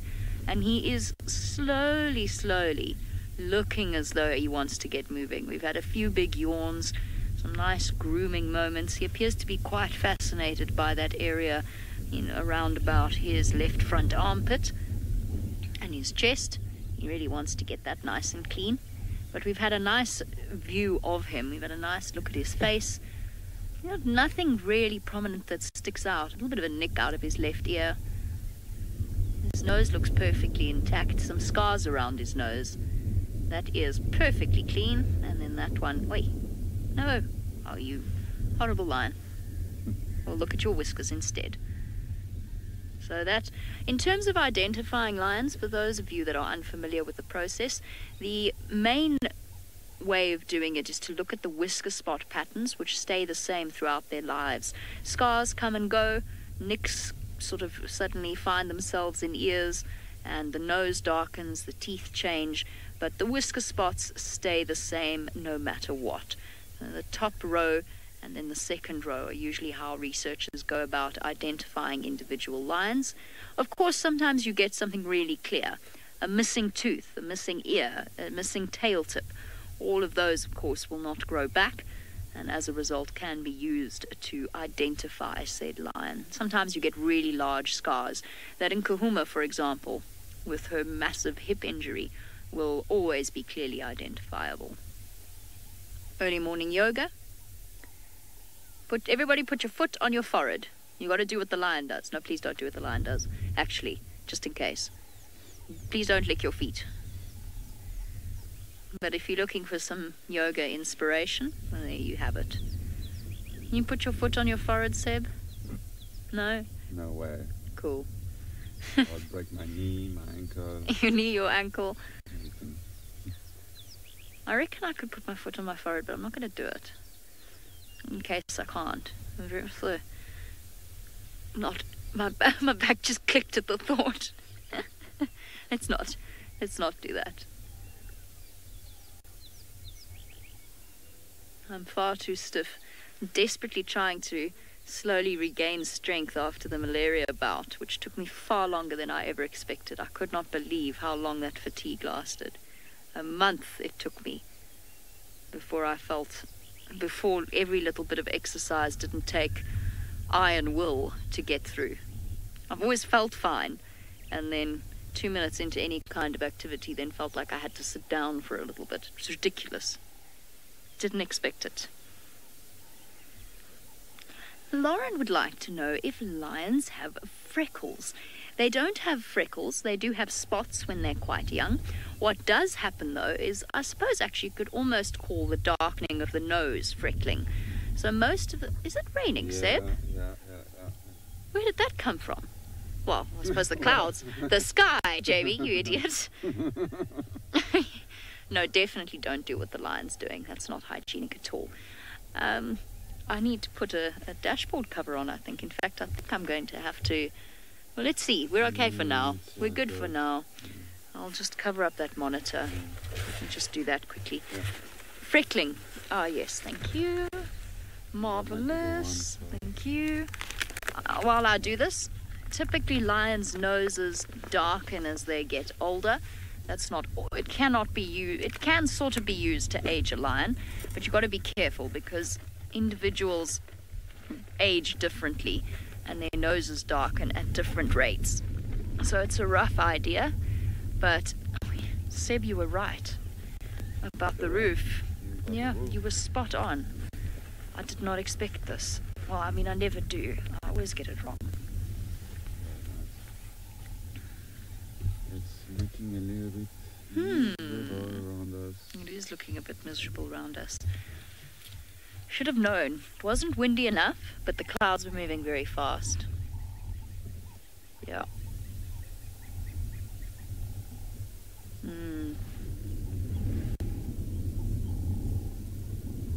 Oh, you sometimes get marks on the gums as well with lions. Sometimes you find they get dark marks around their gums.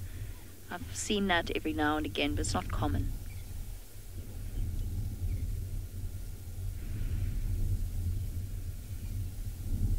Yeah, we're not quite designed to do the same type of yoga as lions. He's going to get up. He most definitely is. Hopefully if this rain stays like this, we'll be able to survive it without any... I mean, of course we'd survive it, but without having to go back to fetch our roof. Right, we'll be back with you shortly. We're just going to discuss how we're going to go about covering up the vehicle. While we do, let's send you across to Isaac. He apparently has spotted something in the road.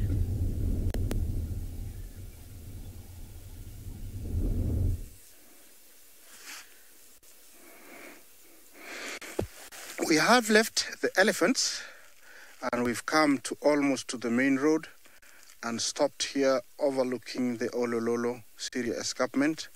You can see how overcast it is.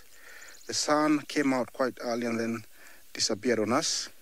And we've stopped here by the main road where we spotted something that would like to share with you. These are small things that sometimes you never get to see, but now we would like to show you this.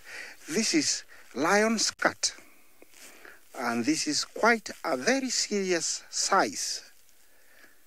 This is a fully grown male lion that was here about maybe 36 hours ago, because usually in a place like this it would have been driven on by vehicles, because on the main road you can still tell underneath that soil that has been dug, that is by dung beetles. So they have actually utilized either the dung behind it, which is elephant made a dung ball and then came and rolled it down. Look at how big it is. This guy, you can tell there's plenty of hairs. There's some hairs that come out with the initial droppings, but most of the hairs that they cannot digest get formed into a hairball, which get regurgitated at some times in the ear. It's not always nice, but it's nice to show you how it looks. Behind there, it's some old elephant droppings. You can tell even from a distance that there is plenty of unutilized grass. Ecologically, this is important because this is manure. At the same time, other insects will eat this, like dung beetles. Termites will utilize it. Again, further up over there, you can tell somebody was here. We're quite a long way from water, and this is a hippo footprint.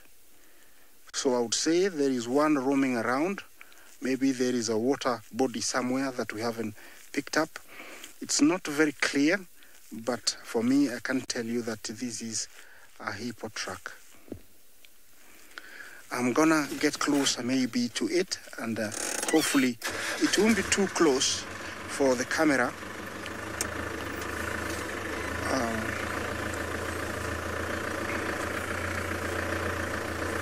Let's see if you can see all the 5 toes from here. I don't know if I'll be able to see it. Yeah, I can see them quite well. It was a bit slidey. Yeah. Yes, it is a hippo. From a distance, I can tell. The water, big body from here is almost about 4 kilometers. So I would say there is a water body that we don't know. And hippos tend to appear in areas where you don't think they would be. And this is what makes them so dangerous. In the rainy season, they will follow, water courses that are running downstream. They would follow them thinking that, there is a water source that is big, and eventually finding a place, maybe there's temporary water, they'll stay there for a bit. When it dries up, they might stick around and then eventually start heading back to where the water was. And this is a situation where they are very dangerous because you don't know when they come or if they are there. Let me proceed on. It's turning to be stunning and beautiful.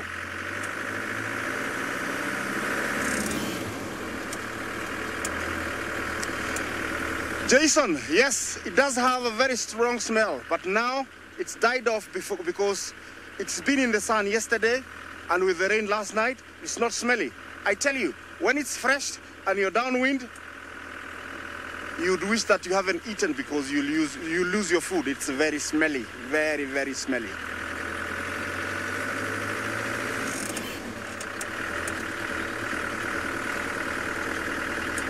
This is where we last lost our female lioness from a distance. I'm hoping, she's gonna be here. With wildlife, you can never predict. They might be there or not, but you have to be, persistent. You have to keep looking. You don't give up. And this is what we do.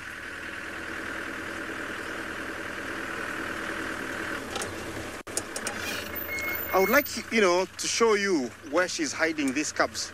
And that's why sometimes it's very hard for us, to show them to you every day. You see this gully, which is almost becoming, turning into a canyon. See that? Bungei, the magic man, will show show you the magic right now, and that's where they are hiding. That's why, for us, it's sometimes difficult, to find them. When they go down there, it becomes very, very difficult. You see that? That is half of what you see. It's much deeper than that. And that bush all the way to the right, towards, the thick bush, there to the, just below that, that's where they are. Exactly, that's where they are, somewhere there. That's where they've been hiding. And we have to go onto that cliff and look down. And if they are way down, we sometimes can't see them. I'm hoping, we'll be lucky and she'll be seated where she's been sitting, which is there's a little drop off with grass close to that shrubbery bush there. And that's where I'm headed. So, that's why, we haven't been able to show you every day. Those moments that you see, we've always been very lucky.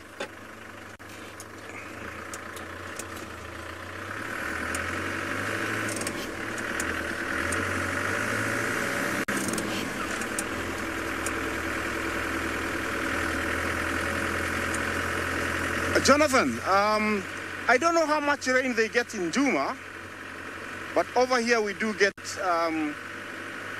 quite a lot of rain. And I'd say, because of the habitat, how it looks, we do get, I don't know how many millimeters actually they get there, but over here, comparing to what I've seen, I think we do get much rain than Duma. It never goes for more than 4 or 5 months here without us getting some rains, and we're just about getting into the rainy season in a few months.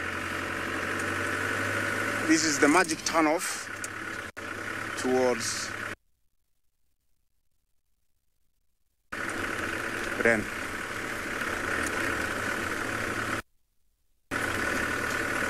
In case you're joining us, we're in search of the elusive 3 cubs that are almost, 3 to 4 weeks. We last only saw 1, but we know there are 3.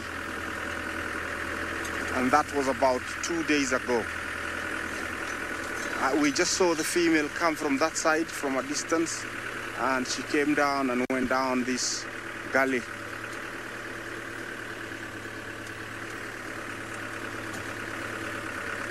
This is the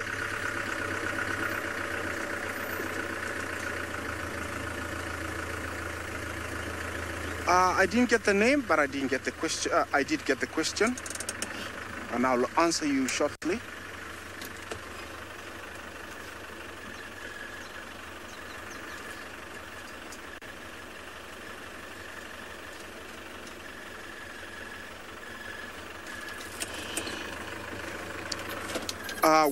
We don't get those natural disasters here.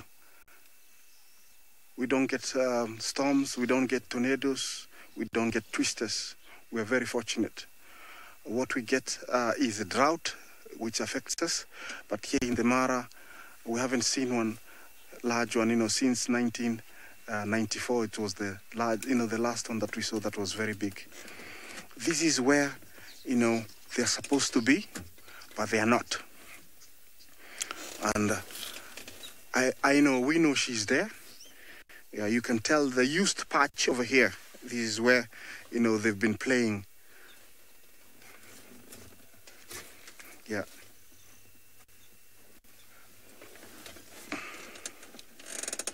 Let me reverse a little bit. And then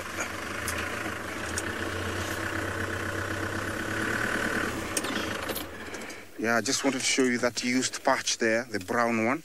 You can tell the difference. It's like they've been walking there. This is where they've been playing. So the mom just came, and we can't see her. So I would suspect that she has found another comfortable spot, and that's where she's suckling them now. I am sure they are down here because I did see the female come down. But it's, too deep down. I cannot see there.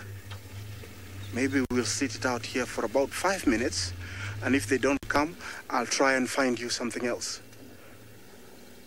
It's always nice to give animals a bit of your time. Without that patience, sometimes you don't see the magic.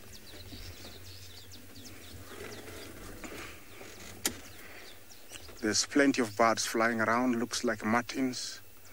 I don't know if you can hear them. All beautiful sounds.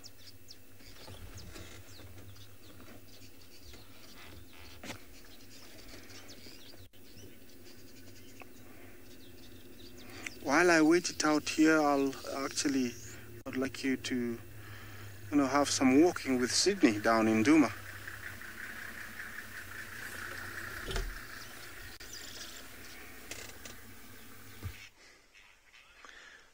I have got something here on the ground, and I can see that this has been brought here maybe by something earlier this morning, and I want to show you something. If you look at this horn,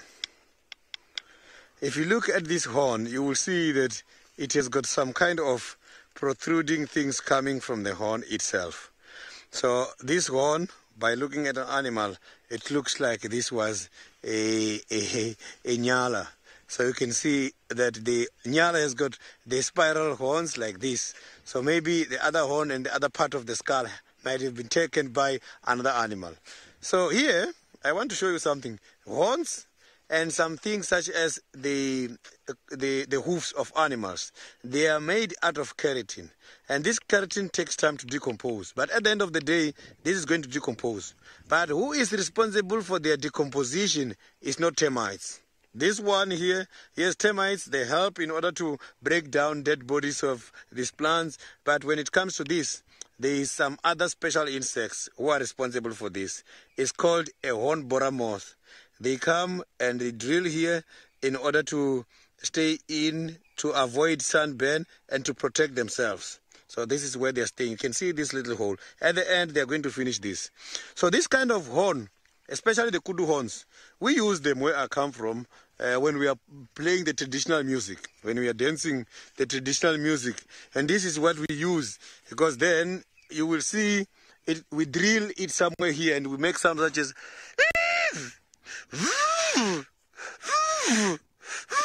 that is when we are together with these other guys here dancing. But also in order to call for the community meetings. A long time ago, before all these technologies, this used to be blown at night. It means tomorrow there's a meeting, like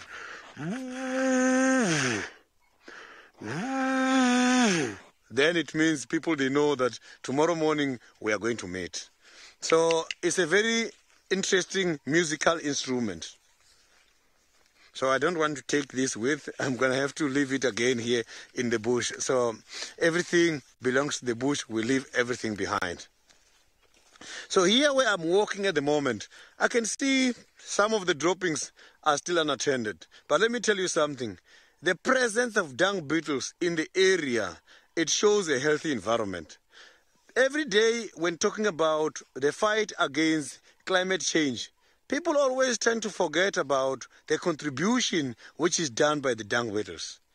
Dung beetles helps in order to reduce the amount of green gas, because these dung beetles, some of this methane which is from the animal dungs such as cows, they bury them and they reduce the level of those kind of methane, which then minimize the emission of the green gas. So that is something very much interesting. You can see that these dung beetles, when they are rolling these balls, they are not just looking for food. At the same time, we are getting the benefits. That is why at the end,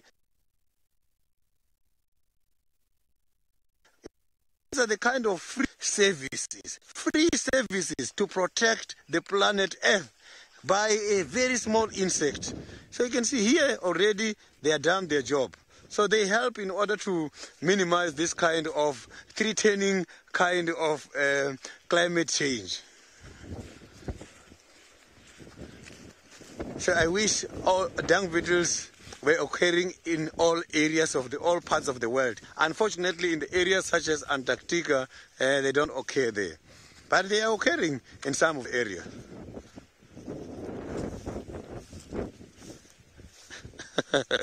So on bushwalk, just to give you a little bit of a history, I have been doing bushwalks for a long time, and not as a backup, as a lead guide, walking in front, holding my rifle, and the only animal I respect the most when on bushwalk is the black rhino. The black rhinos, those ones are so very much inquisitive and they easily get agitated. So every time when I'm in the bush, I concentrate a lot on the surrounding to hear them chewing, because when the black rhino is chewing, you can hear from far. You will hear the kind of a noise. I know they're this side. So always much curious, and they've got good sense of smell. That is the animal I respect the most. Yeah, lions, they've charged me before, not once, not twice. Elephants, also on several occasions. The thing is on bushwalks, it's not like as guides, we don't respect the animals. The thing is, the bush, when it's too thick, sometimes you can unexpectedly come across something you're not looking for. Something you have been avoiding from the beginning, accidentally, you can come across them. Oh, there's some beautiful geese there. Oh, they're now just flying away. So, you know, the ducks, also part of those animals who are also doing this, what is called cryptic female choice. If you look, most of the ducks, the morphology of their copulatory organ is so complex, and if they are not happy with mating, or if the males are forcing mating, you will see they can be able to eject that semen because they were not happy and they were forced. So now let's cross over to the Masai Mara where Isaac is having something.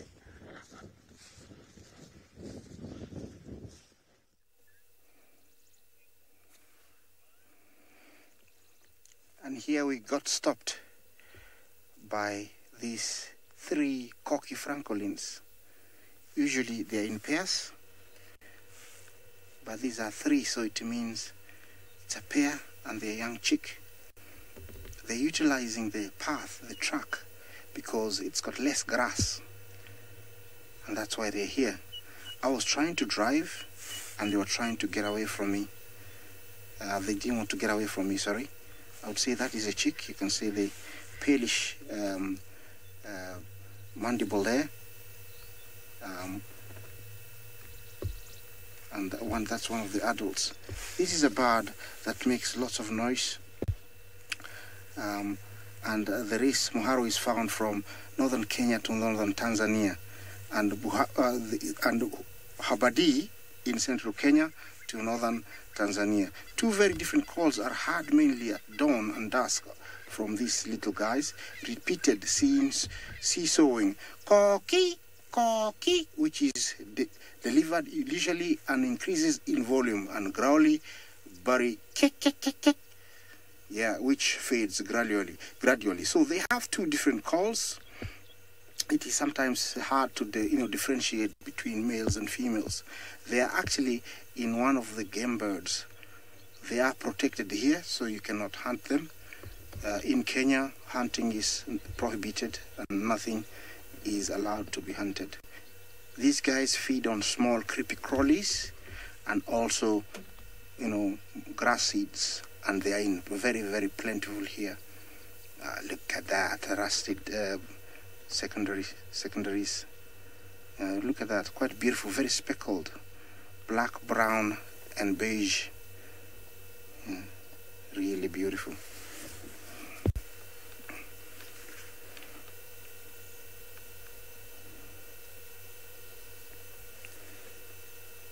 Beautiful. Look at that. This is one of the few, francolins we get here. We do get the red-necked, the crested, and then the other larger family of game birds, the helmeted and the crested guinea fowl. These are the 2 of the small ones we find here. Okay, you guys will have to move.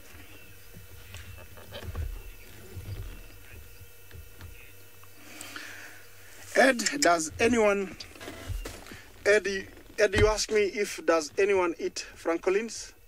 We humans are not allowed. It's a law, but big birds of prey like martial eagle, snakes, big pythons will eat them. Jackals will hunt them. So they are on the menu, although they can fly, so not everybody gets them. They are on the menu, and the main predator here is the martial eagle. I'll try and drive around them so I don't disturb them. I'm sure, I would feel the same if I had a comfortable spot. I would want somebody to go around me and leave me alone.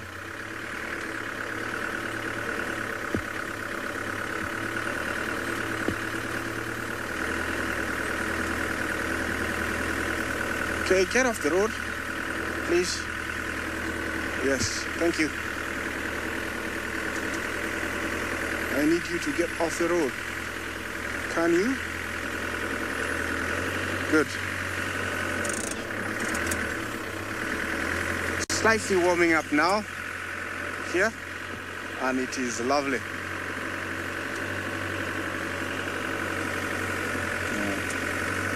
While I continue on my search, I'll link you back to Jamie, who is driving somewhere in South Africa.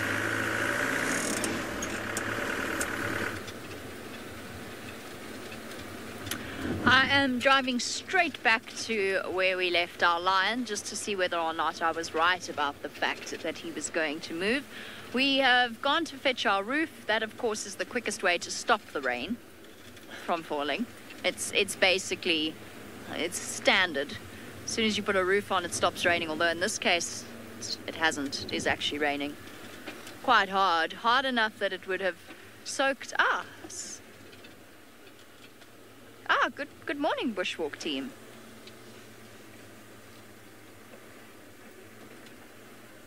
Morning.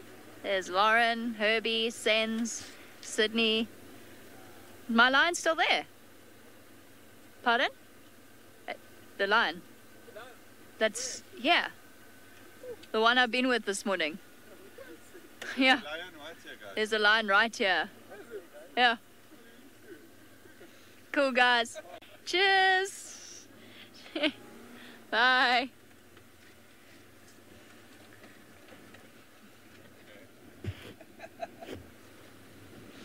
Hopefully there's a line right here. We'll find out. Shall we reenact it? Wait. Okay, where's the corner? No, it's not this corner, it's the next corner. Oh, hello, rain. Okay, here we go.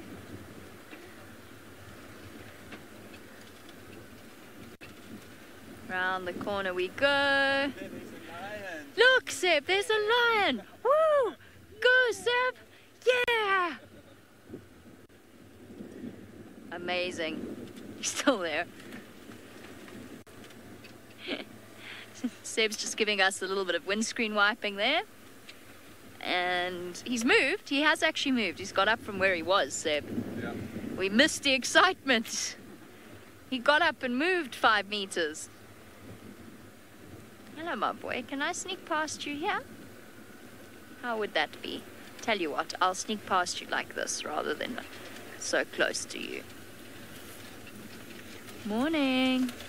Again. I'm sure what he's thinking is something along the lines of, seriously, not these guys again. How's that for your pole there, Seb? Because I think he's going to move again. Well, he might not. This rain does funny things. Animals like to hunt in it. They also like to hide from it. And you never quite know what it is they're going to do next. Oh, he looks so noble, doesn't he? This lion's got a very long face. I know that sounds ridiculous, but, you know, Wednesday morning blues and all that. Definitely got a very long face. We've already made the joke once, so can't do it again. Seb and I Seb made the joke while we were off air. A very extended profile. Looks as though he should be on a coin, doesn't he?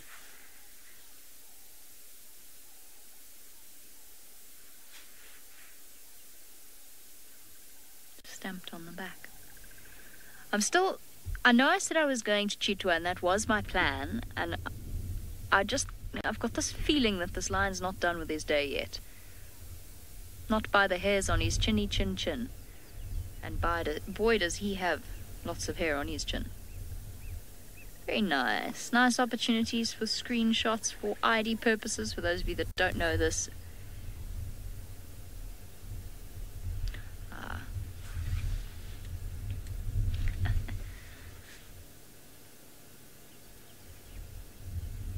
Staring off into the breeze. Enjoying a little bit of me time. Dash Dash is wondering if he has a long face or if perhaps it's just his short hairline that is adding to the effect. No, his hairline's not too bad, actually. The other evoker's got an almost receding hairline type pattern because his mane hasn't fully grown in to itself yet. But this gentleman's hairline is pretty standard, I would say. Maybe it might extend a little bit further down his forehead. I see you, though. I hear you, Dash Dash.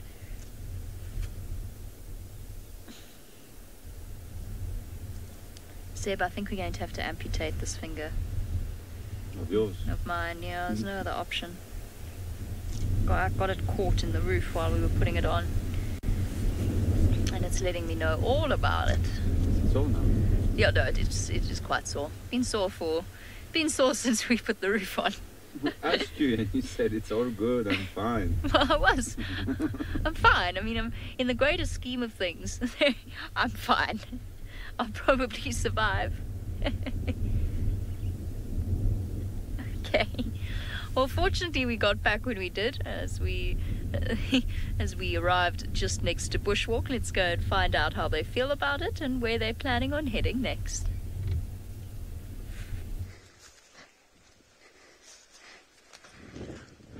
So at the moment here where I am, the rain is drizzling, but not too much, a little bit. It was a lot earlier on, but now it's getting much better. So I can see that the weather is changing at the moment. We are hoping to get some more rains. Oh, I can see this. There was a string of a spider web. Oh, this is a spider web here. It's just that it's difficult to see it, but I can see now that the sun is not shining, it's difficult to see the spider web. But here, there is a spider web. But I can't see it when I'm looking from this side. I have to look very carefully. So you can see that the spiders are too clever. They always make sure that their silk is not seen by their prey animals. That is why they can easily catch. Because from this side, I can see the spider web. But from this side, I can't see it. I don't even know if a sensor can be able to see that. But here you can see. So the spiders, they are part of the sit and wait predator. They come and pitch this so that when the prey comes, get sticked. But there's something interesting going on by spiders, which is called a nuptial gift. You know, the spiders, when they're breeding, they sometimes give each other gifts. Some of the gifts they are given in the form of sperms.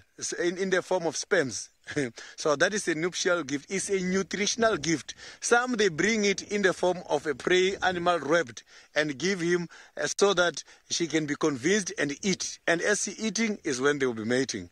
The nuptial gift, the one which is to do with the copulatory activities, is so interesting. And the male can come and copulate or mate with a female just to give that female a nutritional gift. But the female is too clever. Sometimes if she's not preferring that kind of a male, she can decide not to use his sperms for fertilization. So same thing which was happening to the flies earlier on. Cryptic choice of a female. Spiders, they also do the same. So this is interesting. So in order to win a female by the spiders, you must bring some of the gifts until the female is convinced. Oh, there's something here on the ground. And if you can come and check from this side here, you will see that there is some holes here. You see, I've got some kind of a... Oh, my camera operator got hooked by a thorn. Let me just quickly assist here. I can see that it got hooked and it's still sticked here. So, apologies for that. So here I have got these droppings. And these droppings, if you look at them, the color of the droppings is white. It's not like all the droppings we were talking about earlier when we were talking about dung beetles. So here, something else, which is not a dung beetle, is the one who is responsible of this. If you look at this, you will see there is a hole drilled there. That hole has been drilled by the insects, and this insect is called a trogid beetle. They also call it a hide beetle. Some other people, you will hear them calling it a skin beetle. So this kind of beetles is the ones who are responsible in order to eat these droppings. Sometimes they also eat some of the carcasses. And it's one of those beetles which can be used during the forensic investigations about a dead animal or about a deceased found in the bush. They can collect some of the information based on their activities on the ground. That is interesting. I mean, insects can be used in order to determine those kind of things. That is something interesting. I also got caught now by the thorn tree here. So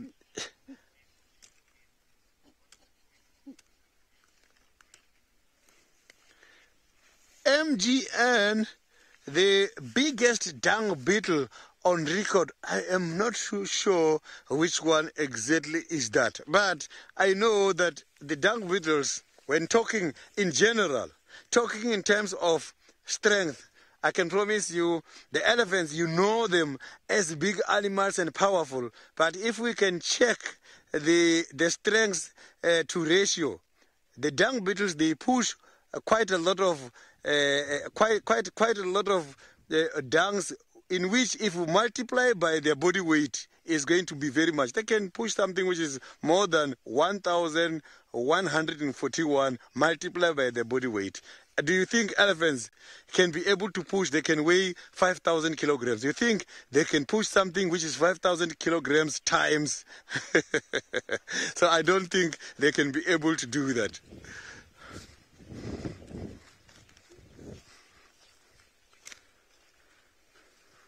So here I'm just trying to check and see if we can find something interesting. So the white droppings we saw is from one of the carnivores, but that one, it doesn't look like a lion. Let's quickly cross over to the lion with Jamie.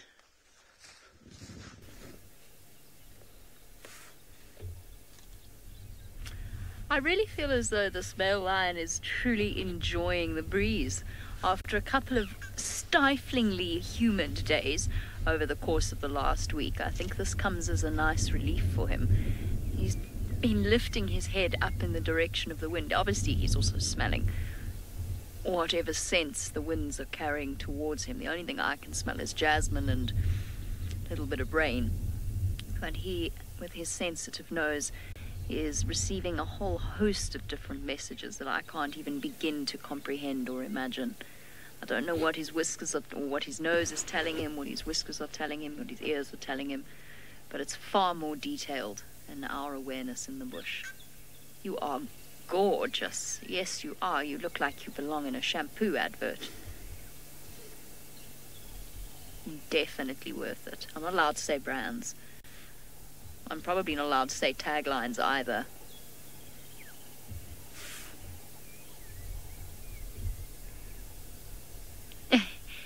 Ravinda, you want to know if I saw the lion on bushwalk, would I run or stay still? Aha.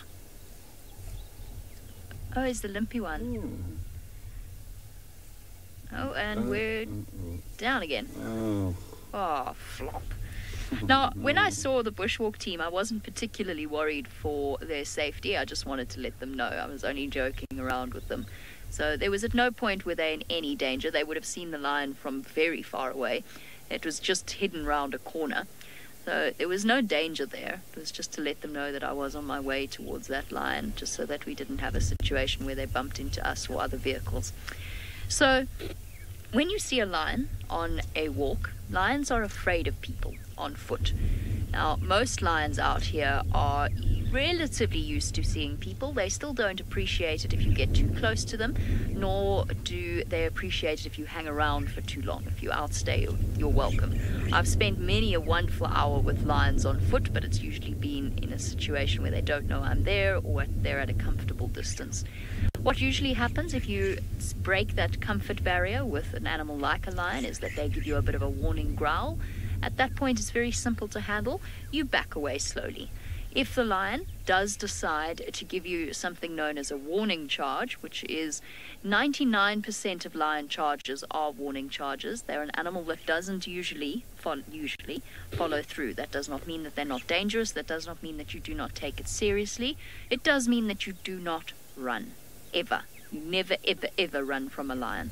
Even if you come across a relaxed lion on foot and you turn around and bolt in the opposite direction, that lion is going to chase you. You'll find that with most dogs even. That ingrained chase response is there. You know, if I got up and ran away from my Weimaraner, if I got up and ran from her, she would immediately chase me. It was part of the game. Obviously, she wasn't intending to eat me, but it's the same response. It's the same instinctive response. So you stand still, and then you back away slowly. And you keep backing away until you're at a comfortable distance, and then you start walking away. And that is the way that you handle a lion situation on foot. If he comes at you with a warning charge, you stand your ground, you shout, you make yourself look big and scary, and the lion will turn, and then you back away. Right. Since our lion has decided that he's going back to sleep, let's pop back across to the Masai Mara with Isaac, who apparently is at the hyena den.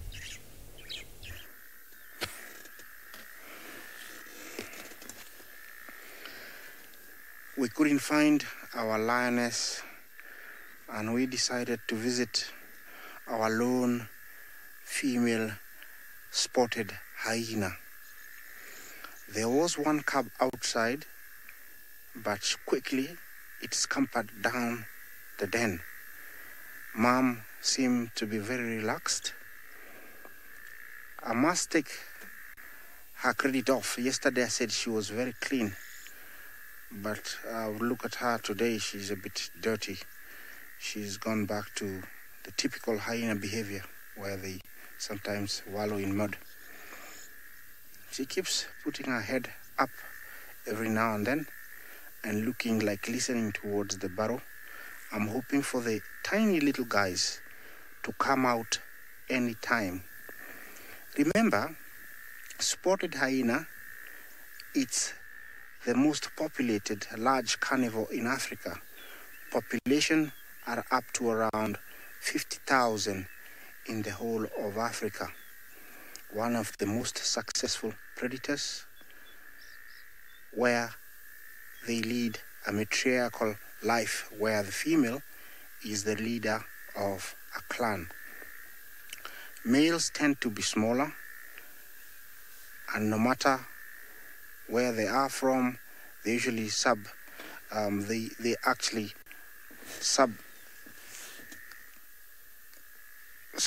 from the main female.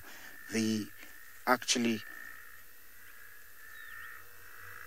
are considered to be below the rank but to all females, and so they'll act very submissively in front of any female. It doesn't matter where it comes from, they will do that.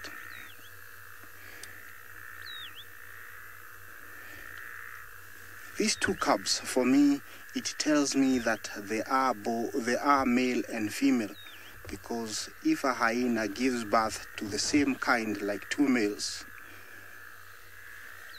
they'll try and kill each other. Hyena cubs are one of the only few that are born with about 7 millimeter canines and about 4 millimeter incisors, and these are used to try and kill each other. They practice what we call canism, like Cain and Abel, where the older sibling kills the young one, but only if they are like females or females. Hyenas are highly successful because once they spot what they want to go for, they can chase it and tire it.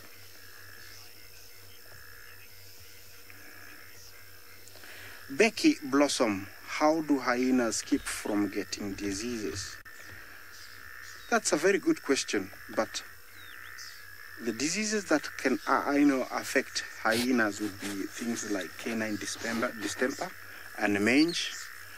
And mange is a disease that affects the skin that is caused by a certain mite and usually eats away the skin where they lose, hairs. Those are the two diseases. And over here, the applying of mud onto their skin smothers the mites and also the bacteria, so they keep away from disease. And canine distemper, they have grown immunity to it, so they don't get it. Although they do get it, it won't affect very many. And actually, in my history of guiding, I've never seen a sick hyena, surprisingly. I was talking about their success rate, the reason they're so successful. These guys would chase their prey down. Because they have endurance, they'll chase it, at a speed of up to 60 kilometers an hour. Usually the animal will tire, and while it's trying to stop and try to fight back, they'll gang around it and eat it alive. It is very ruthless how they kill it, because they usually disembowel it. The animal usually dies of losing excess blood or part of its body. And that's how, they eat it quickly. They don't play with their food.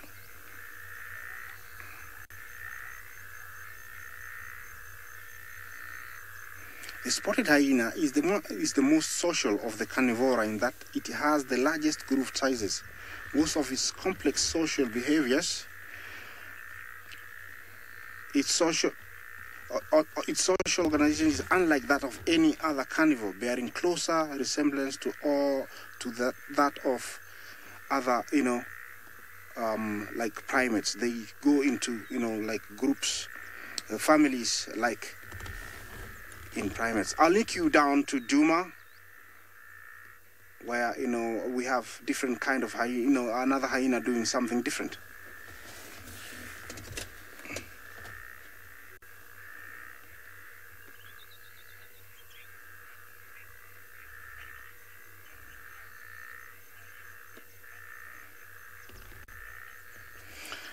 Sorry, Doctor, I misunderstood the question. Dr. Rob,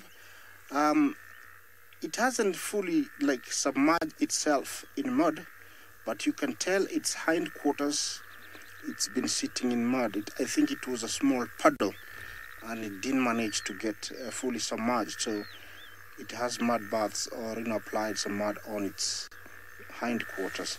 They do actually mud bath, and that is to keep away from the biting insects. Beautiful. She's looks sleepy, very wary. She's all by herself, and we think she's broken away from a bigger clan, and she's trying to start a new clan. Males actually don't play very big roles in a clan like this. They don't play a big role in a clan like this. They only have what I call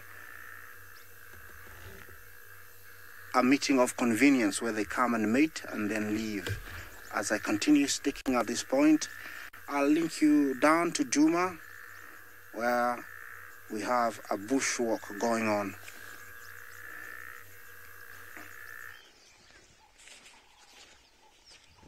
I'm not hearing now. Eh? So I am now trying to find something very interesting here on the ground at the moment, and I saw that there's quite a lot of tracks here showing that the big animals has been here. So now I just want to move to this area, because I can see there is quite a lot of a few marula trees there, just to see if we cannot have a marula taste for this morning. Yeah, because since I saw those fruits from that elephant dung there, I am interested to taste one of these amarula fruits. Some of these trees, they are males, and males don't bear fruits. Only the females bear fruits. So we might find some of these fruits when we get to this beautiful amarula tree. So the marula trees, they are also very much important and they are medicinal used. They don't only give us these kind of fruits in order to make beer. So these kind of fruits, something interesting here is happening. Those people who are treating some of the diseases traditionally, they come to this tree and do the following. They come and take the bark and sometimes even part of the roots, and they can boil the water, and they must have to bath with that water. Reason for bathing is that they want to use that in order to prevent the transmission of the diseases they are going to be treating. So this tree helps the traditional healers in order to prevent the transmission of the diseases from the infected parties to them. So here I am not seeing any of the fruits on the ground at the moment. So this shows that the plant we are having is not bearing any fruits. Oh yeah, here, there is some here. I can see. Maybe on the ground we might be lucky. But when I'm checking the ground, I can see that the big animals has been here. So, but high up on this tree, you can see that there is some of the amarula trees on top. I was hoping to find some of these amarulas on the ground. So while I'm still checking to see if I can find any of these fruits, let's cross over to the Masai Mara, where Isaac is lucky with some of the hyena cubs. Oh, the rain is drizzling again. Well, here we're still with the female hyena. We haven't been here more than 10 minutes. Well, if in case you're joining us, we're live from the Masai Mara. My name is Isaac Rotich, and in camera is Bungay, and we are still here, looking at our female hyena with her 2 cubs. We have been here for those minutes, and they were not out, but they just came out.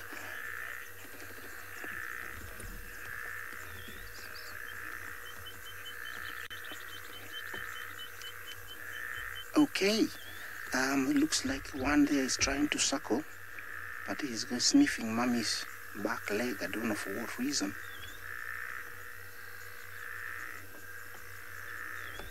Very playful, the one to the right.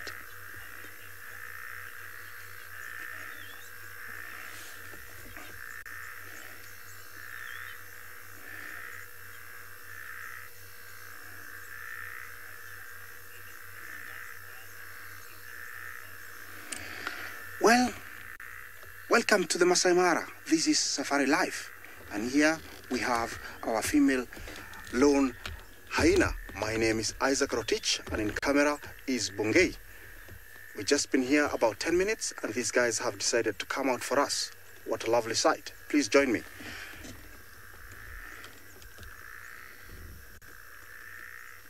This is the female breakaway.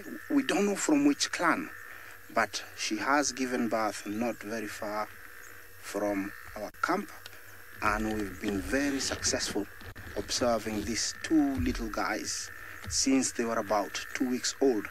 Right now I would say they're about 3 to 4 weeks, and I know the difference between the 2 because the one in front has got a patch on his back thigh. He's slightly bigger. Mom has been trying to pay attention more to the smaller one, but I haven't seen that behavior today. That the older guy is trying to get onto mommy's teat.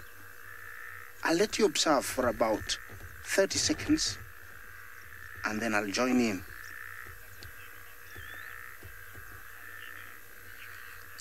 Juliet, these are hyenas. They are hyenas. Wild dogs give birth to more puppies, and hyenas give birth to only about 2, because hyenas have got only about 4 mammary glands. Wild dogs have got about 8. Here, these are hyenas, and at a very young age, they are this blackish color. From about 2 to 4 months, they start changing the color. They start getting the spots and the tawny color. I think that one has got a teat, and she's getting some rich milk. Look at how sweet it is. It's almost closing its eyes. That shaking and moving of the nipple is urging the mom to release more milk or relax.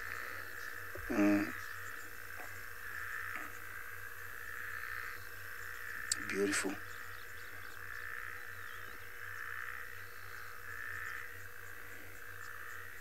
That other one is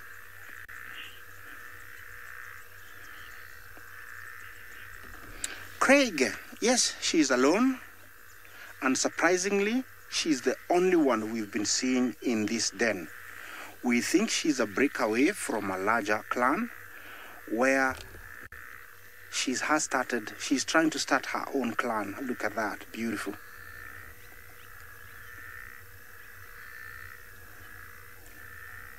Like I said before, hyenas are the only one of the few carnivores that are born with their eyes open and with teeth. They are ready to go when they're born.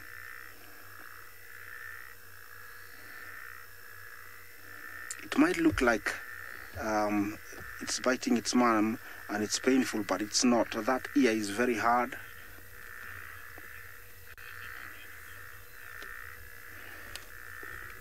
Hyena, they start developing spots from the age of about 4 months onwards.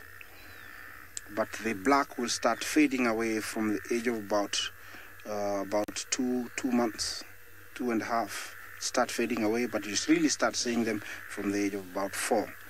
They will continue suckling up to about 16 months, but meat will be welcome in the next 1 month, 4 weeks.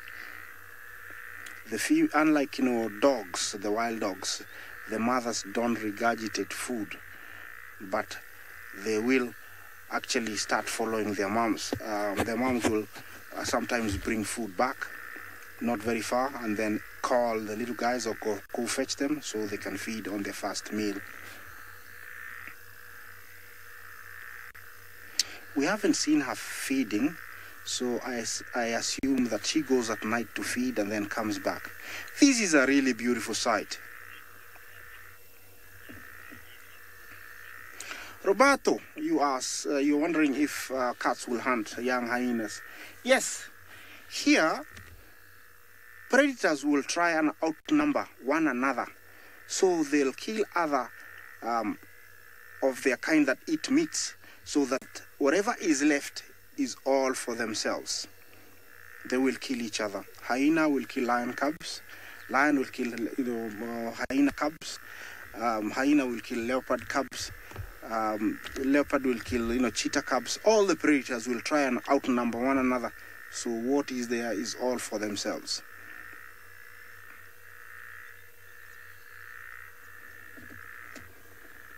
Beautiful. Remember to join in conversations. Aiden, it is really beautiful. Remember, to join me on hashtag SafariLive for questions. Let's make it more entertaining when you come in and ask me as many questions as possible. Your comments are more than welcome also, and you can watch us on YouTube live stream. This is SafariLive, where we bring you this live coverage.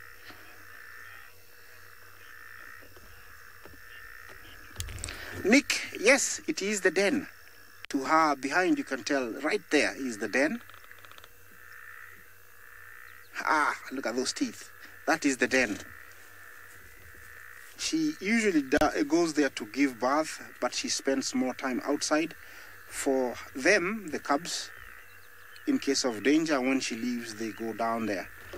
And you can tell it's originally a termite mound, where the aardvark dug the hole and probably killed the termite queen, and that's why the termite is not active, and it left after eating the termites, and the hyena came, customized it, maybe made it bigger for the cubs to play inside, and now it is a home to the hyenas. Nice.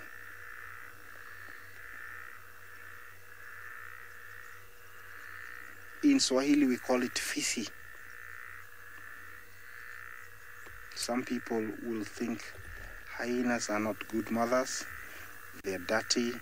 They don't like them. Especially here at home in my tribe, they don't like hyenas because they are considered to be a pest. They come around the village at night and find, those goats or cattle that have been locked in and eat them.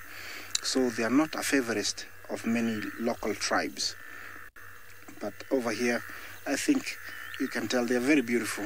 It's one of my favorite hyena animals, actually. Look at her hindquarters. Just in front of the leg where it's folded, there's a patch there where it lacks some hair. And this is the one I'm calling patch. You see that? It lacks the hairs. This is how I can differentiate the two. Mommy is giving some TLC.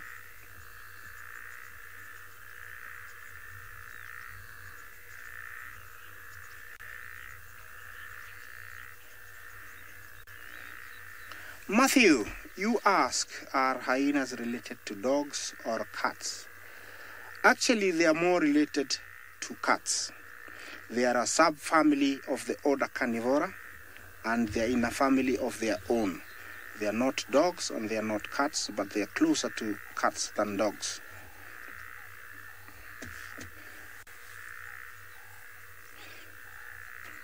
You see, dogs have a huge difference from hyena. And the main thing is, unlike dogs, these guys give birth to only two, which is actually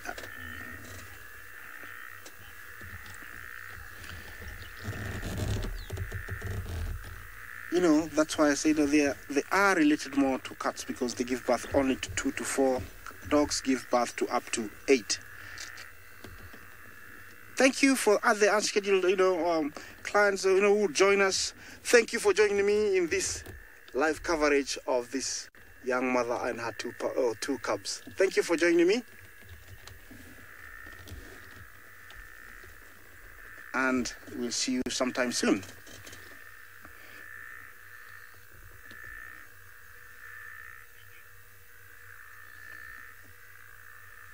They are still trying to suckle.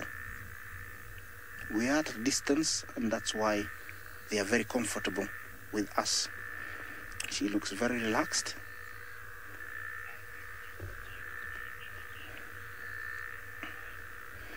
Yeah, I will still be here, and I would like to show you something else in Juma. Beautiful male lion.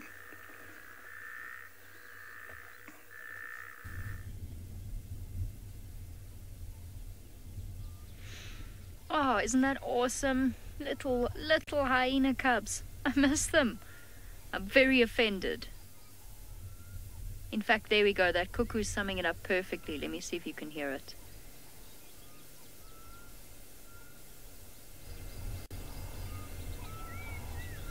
That cuckoo's confused. It should be saying, I'm so sad, but it's added a 4th note. There we go.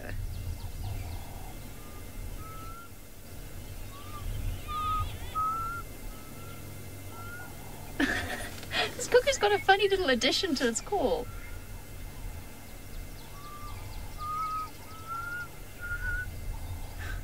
Weirdo. That is a black cuckoo, and awesome, I'm glad that you can hear it. You can also hear me whistling in a desperate attempt to mimic it. It's not very good, but it's the best I can offer. At least it's vaguely on pitch, sort of. That is a black cuckoo, and if you read the bird books, apparently it is saying, I'm so sad. And that is very much how I feel about the desertion that has occurred. Hyenas have deserted us and gone to Little Gowrie, and I'm very sad about it. We, of course, here at SafariLive would rather put a positive spin on things, and so now we say, I'm so glad. Because everybody loves a Pollyanna. But if you read the bird books, it's saying, I'm so sad.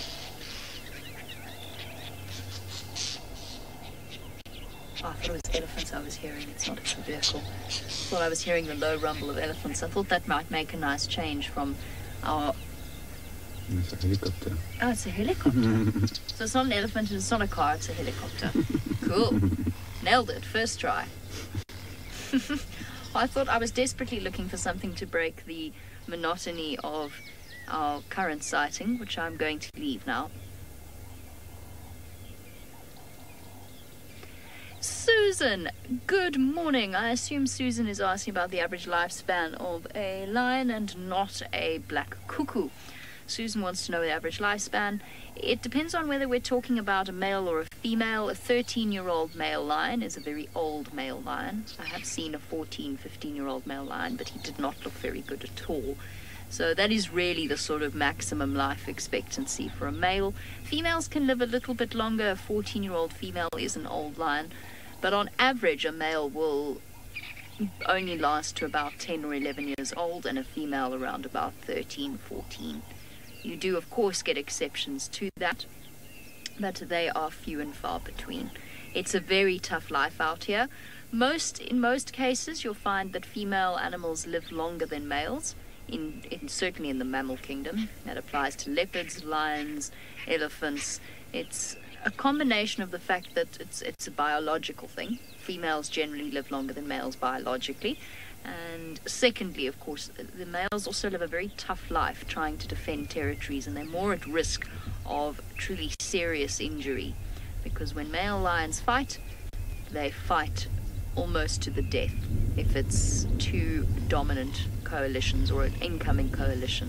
So they often fight to the death, or to the point where the opponent is so badly injured that he is unlikely to survive. Something that the evokers haven't had to face yet.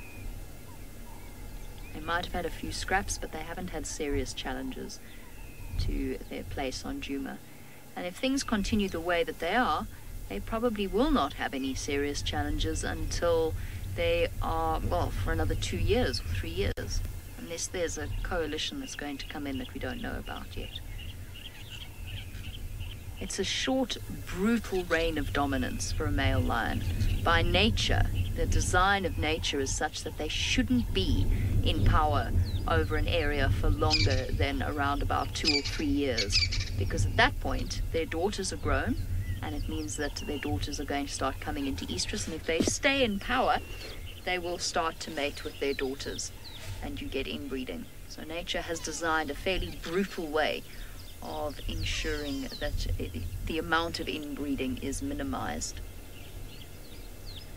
Doesn't mean that it does not occur.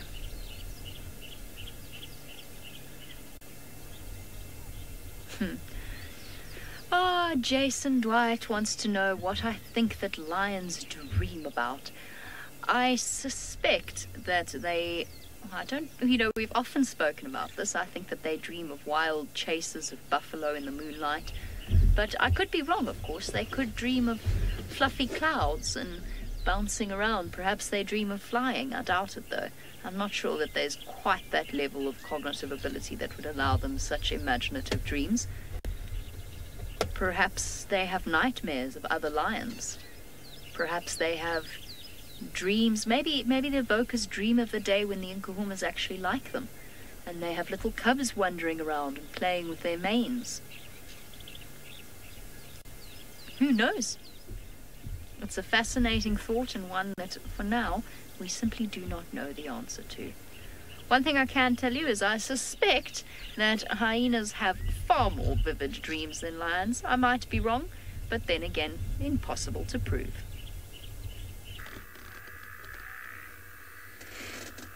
Here we are. She has turned the angle now. I think she wanted the cubs to feel safer. And so she moved to the other side of, like in the opening of the den. That is one of the younger ones. Really cute. Look like small bears. They're big, round ears. Those are for listening at night. They have very good sense of hearing. Yeah, I think I have to go shut a little bit. Yeah, that's back again.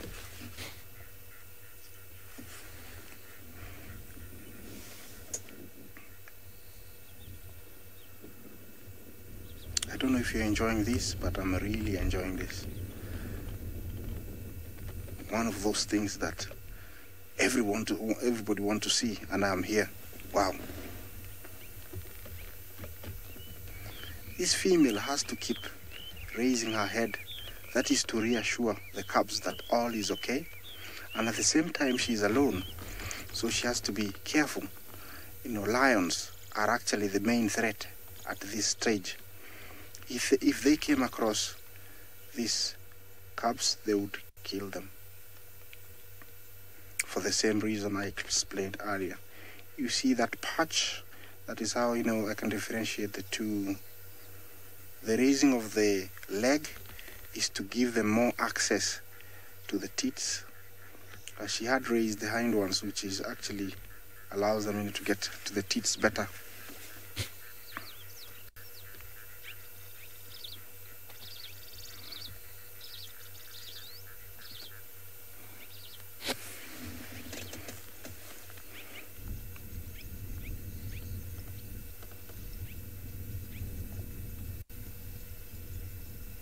Actually, hyena cubs have a better success rate in survival than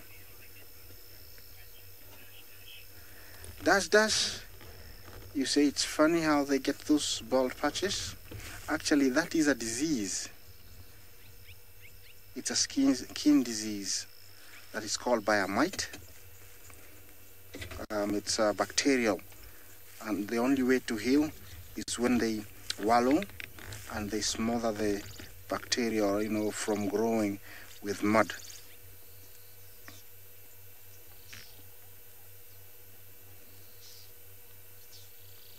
It's not normal. I don't know how it's got it. Maybe the hole had been with somebody, with the den inside. There was that bacteria, and that's how they got it. You can tell each one of them has got a mamai, and they have a nipple, and they're all suckling, very, very busy suckling.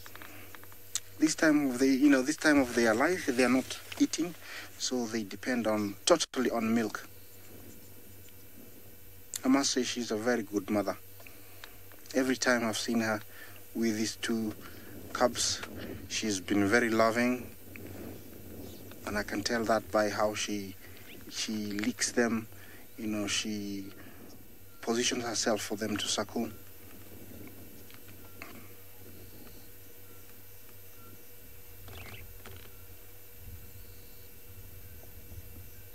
Right now the weather is perfect, you know, it's nice and warm.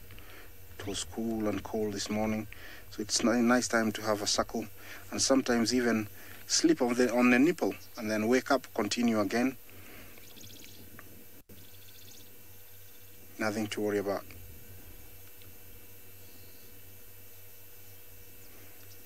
This is a beautiful sight.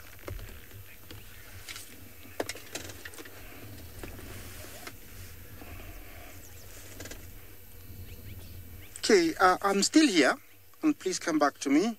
I'll link you to Sydney, who's got something nice on a bushwalk, totally different from what I'm having here. Please enjoy it. Oh, look at what I have found. I managed to find something lovely, very hairy. This is the tail from the wildebeest. And this tail is reminding me of some of the diviners. In Venda, where I come from, when you go to a traditional healer, you're not allowed to enter the house with the shoes. First, you take off this. And when you go in, they use this, some of them, whereby they are going to do this. And then they can even some call your names before you disclose it and say, Sydney, I know you are a TV presenter. Operator, then they tell you all your stories when they're doing this with the bones. They're telling them, interpreting what is happening. So now I am going to show you something interesting. There is a dance there in Venda. We call it a squirrel dance. A squirrel dance is where we as men and women, we dance together, and we even go for competition. So it's a song which is praising the beautiful tail of the squirrel. And then when we're dancing, we do demonstrations such as going to the judges, Turwa, turwa, itongangam chila wayo turwa, itongangam chila wayo turwa, turwa, turwa, itongangam chila wayo turwa, turwa, turwa. So this is what we do when we are playing this kind of a song. So this is kind of tale is just reminding me of all these kind of beautiful moments we used to enter competition while we were still very young, competing with the other schools as well. At school, these competitions were also taking place.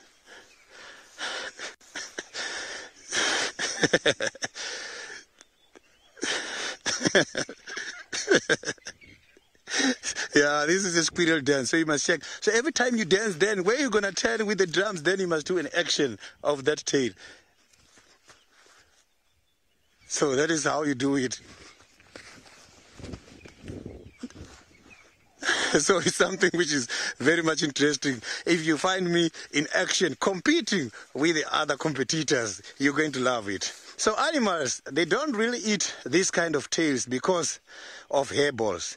Animals, when they're eating this kind of hairs, remember, the hairs goes to the stomach. Animals such as lions, they have to, again, they cough all these hairs. And leopards as well, you will see their hair balls here on the ground somewhere because they don't easily get digested. And for them, sometimes, to provoke the regurgitation of the balls, they must come and do the following. They must come and eat the grass. The grasses has got an acid which is equivalent to vitamin B called folic acid. And that folic acid helps to clean the digestive tract of an animal. And it also makes them sometimes to vomit. So they can be able to vomit the hairs or they can excrete them through defecation process. So we're going to leave that tail there in the bush. That is something from the bush, as I indicated. We don't take anything from the bush. Everything remains here. Everything stays here.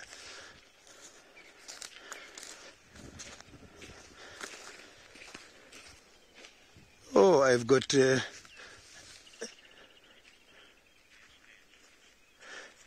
I didn't copy the question from Dash Dash very nicely. If you can repeat that.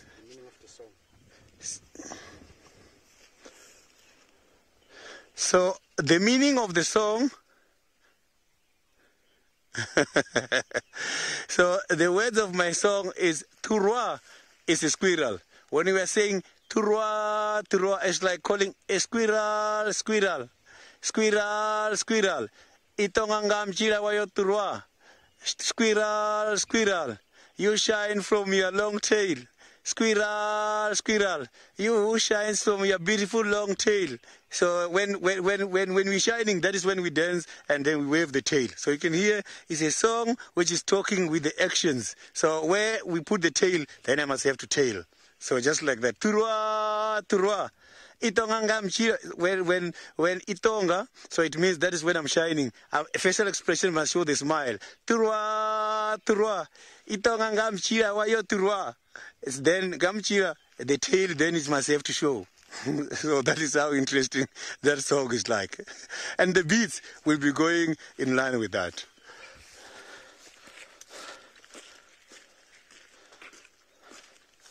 So now, with my stick tail, let's link to Jamie, who's got some beautiful animals.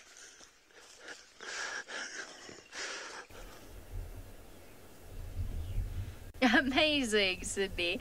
I can't wait to get back and have a look at the dance that he's been doing. It sounds thoroughly entertaining. Sometimes I'm deeply saddened that I cannot see what the other guides get up to while I'm driving around out here. Now, mystery. Vultures sitting in a tree. Oh, here comes another one. What have you guys found? There's just a little bit too many here for this to be a coincidence. There is something here. I can't smell anything, but it might explain why that Avoca male was so, well, sniffy. He kept sort of looking up in this direction. The wind would have been blowing it slightly away from him, from where he was positioned in relation to these vultures. But I have a deep-seated suspicion now, right at the end of the sunrise safari, of course, that there is something here. Let's just proceed with a at a slow pace, and maybe I'll spot something through the bush. You never know. Might get lucky. I've been looking for hyena tracks. There are hyena tracks here. So let's just, we've got 4 minutes to pull a Magic. yeah, the guide's equivalent to pulling a rabbit out of the hat, which I think is probably a leopard out of the bush. Gently does it. What do I see? I see nothing. Why do I see nothing? Why are you here? There's something here. Why is the lion not gone here? I wonder. There's birds of prey. No, man, there's something here. Seb, we've been in the wrong place. Gosh darn it. They're all sitting in the trees, so whatever's here is feeding on whatever it is. Or there's nothing left. There's hyena tracks up and down. Come on, come on, come on, come on, come on. Rabbit out of the hat. Rabbit out of the hat. Kitty cats. There's no growling. We have officially 120 seconds to find something, Seb. Dun dun dun. I need to go for a stroll. I can't do that at 2 minutes to go. That won't go down well at all. I'm not looking at you. I'm trying my best. There's another bird of prey. There's more vultures. There's a ton of vultures over there. What is going on? There's always a slight part of me that starts to get a bit worried at sights like this. But it's most likely something entirely innocent. Ray, you say last minute cat. Oh man, there's vultures everywhere here. What is going on? How did we miss this? Well, because there's only one of us. There's only one of me. I can't duplicate myself. What is in here?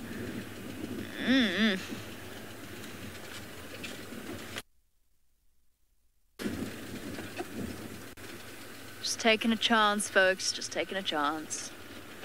So many vultures. Come on. Time is a-ticking. 60 seconds. There must be something here, Seb. There must be. Good. I put the pole right in your way. No. Let's just sit and listen for a second. Maybe we can hear crunching. Murray, give us an extra 30 seconds. Give us an extra minute. Come on, just in case.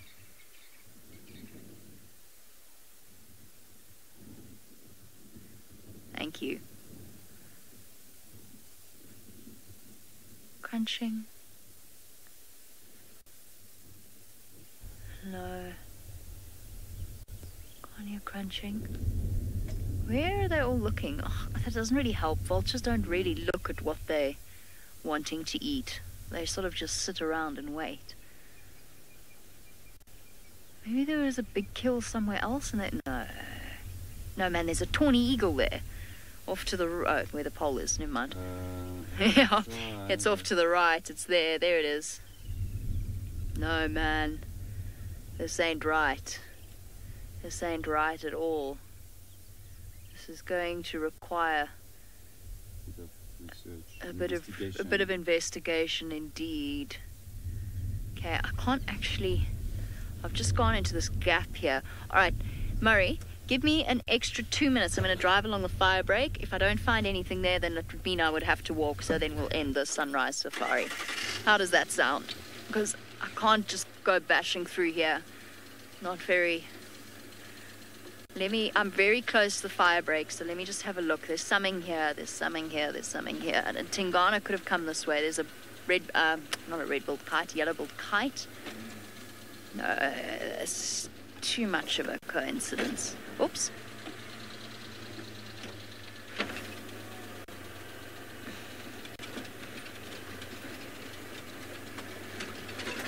I'm going to be late for the morning meeting, folks. Because I'm going to be checking till I find whatever this is. Lara Moore says, what an ominous sky indeed. Ominous sign with all the vultures as well. Hey, listen here, Jigger. Stop popping out of gear. Well done. Hyena tracks, hyena tracks, hyena tracks. It's entirely possible it was a hyena kill. It would have to have been something big. No, it's not a hyena kill. They would have devoured it already. Okay, I'm nearly at the fire break. There's a vulture there too. There's a lilac-breasted roller, but that's a coincidence.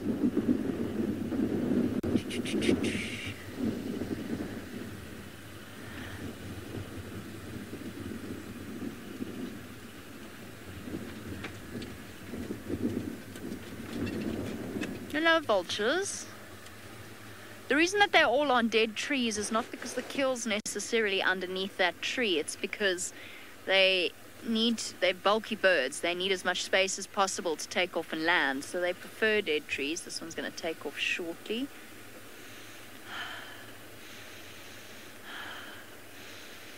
I don't smell anything. I don't see any tracks of running animals.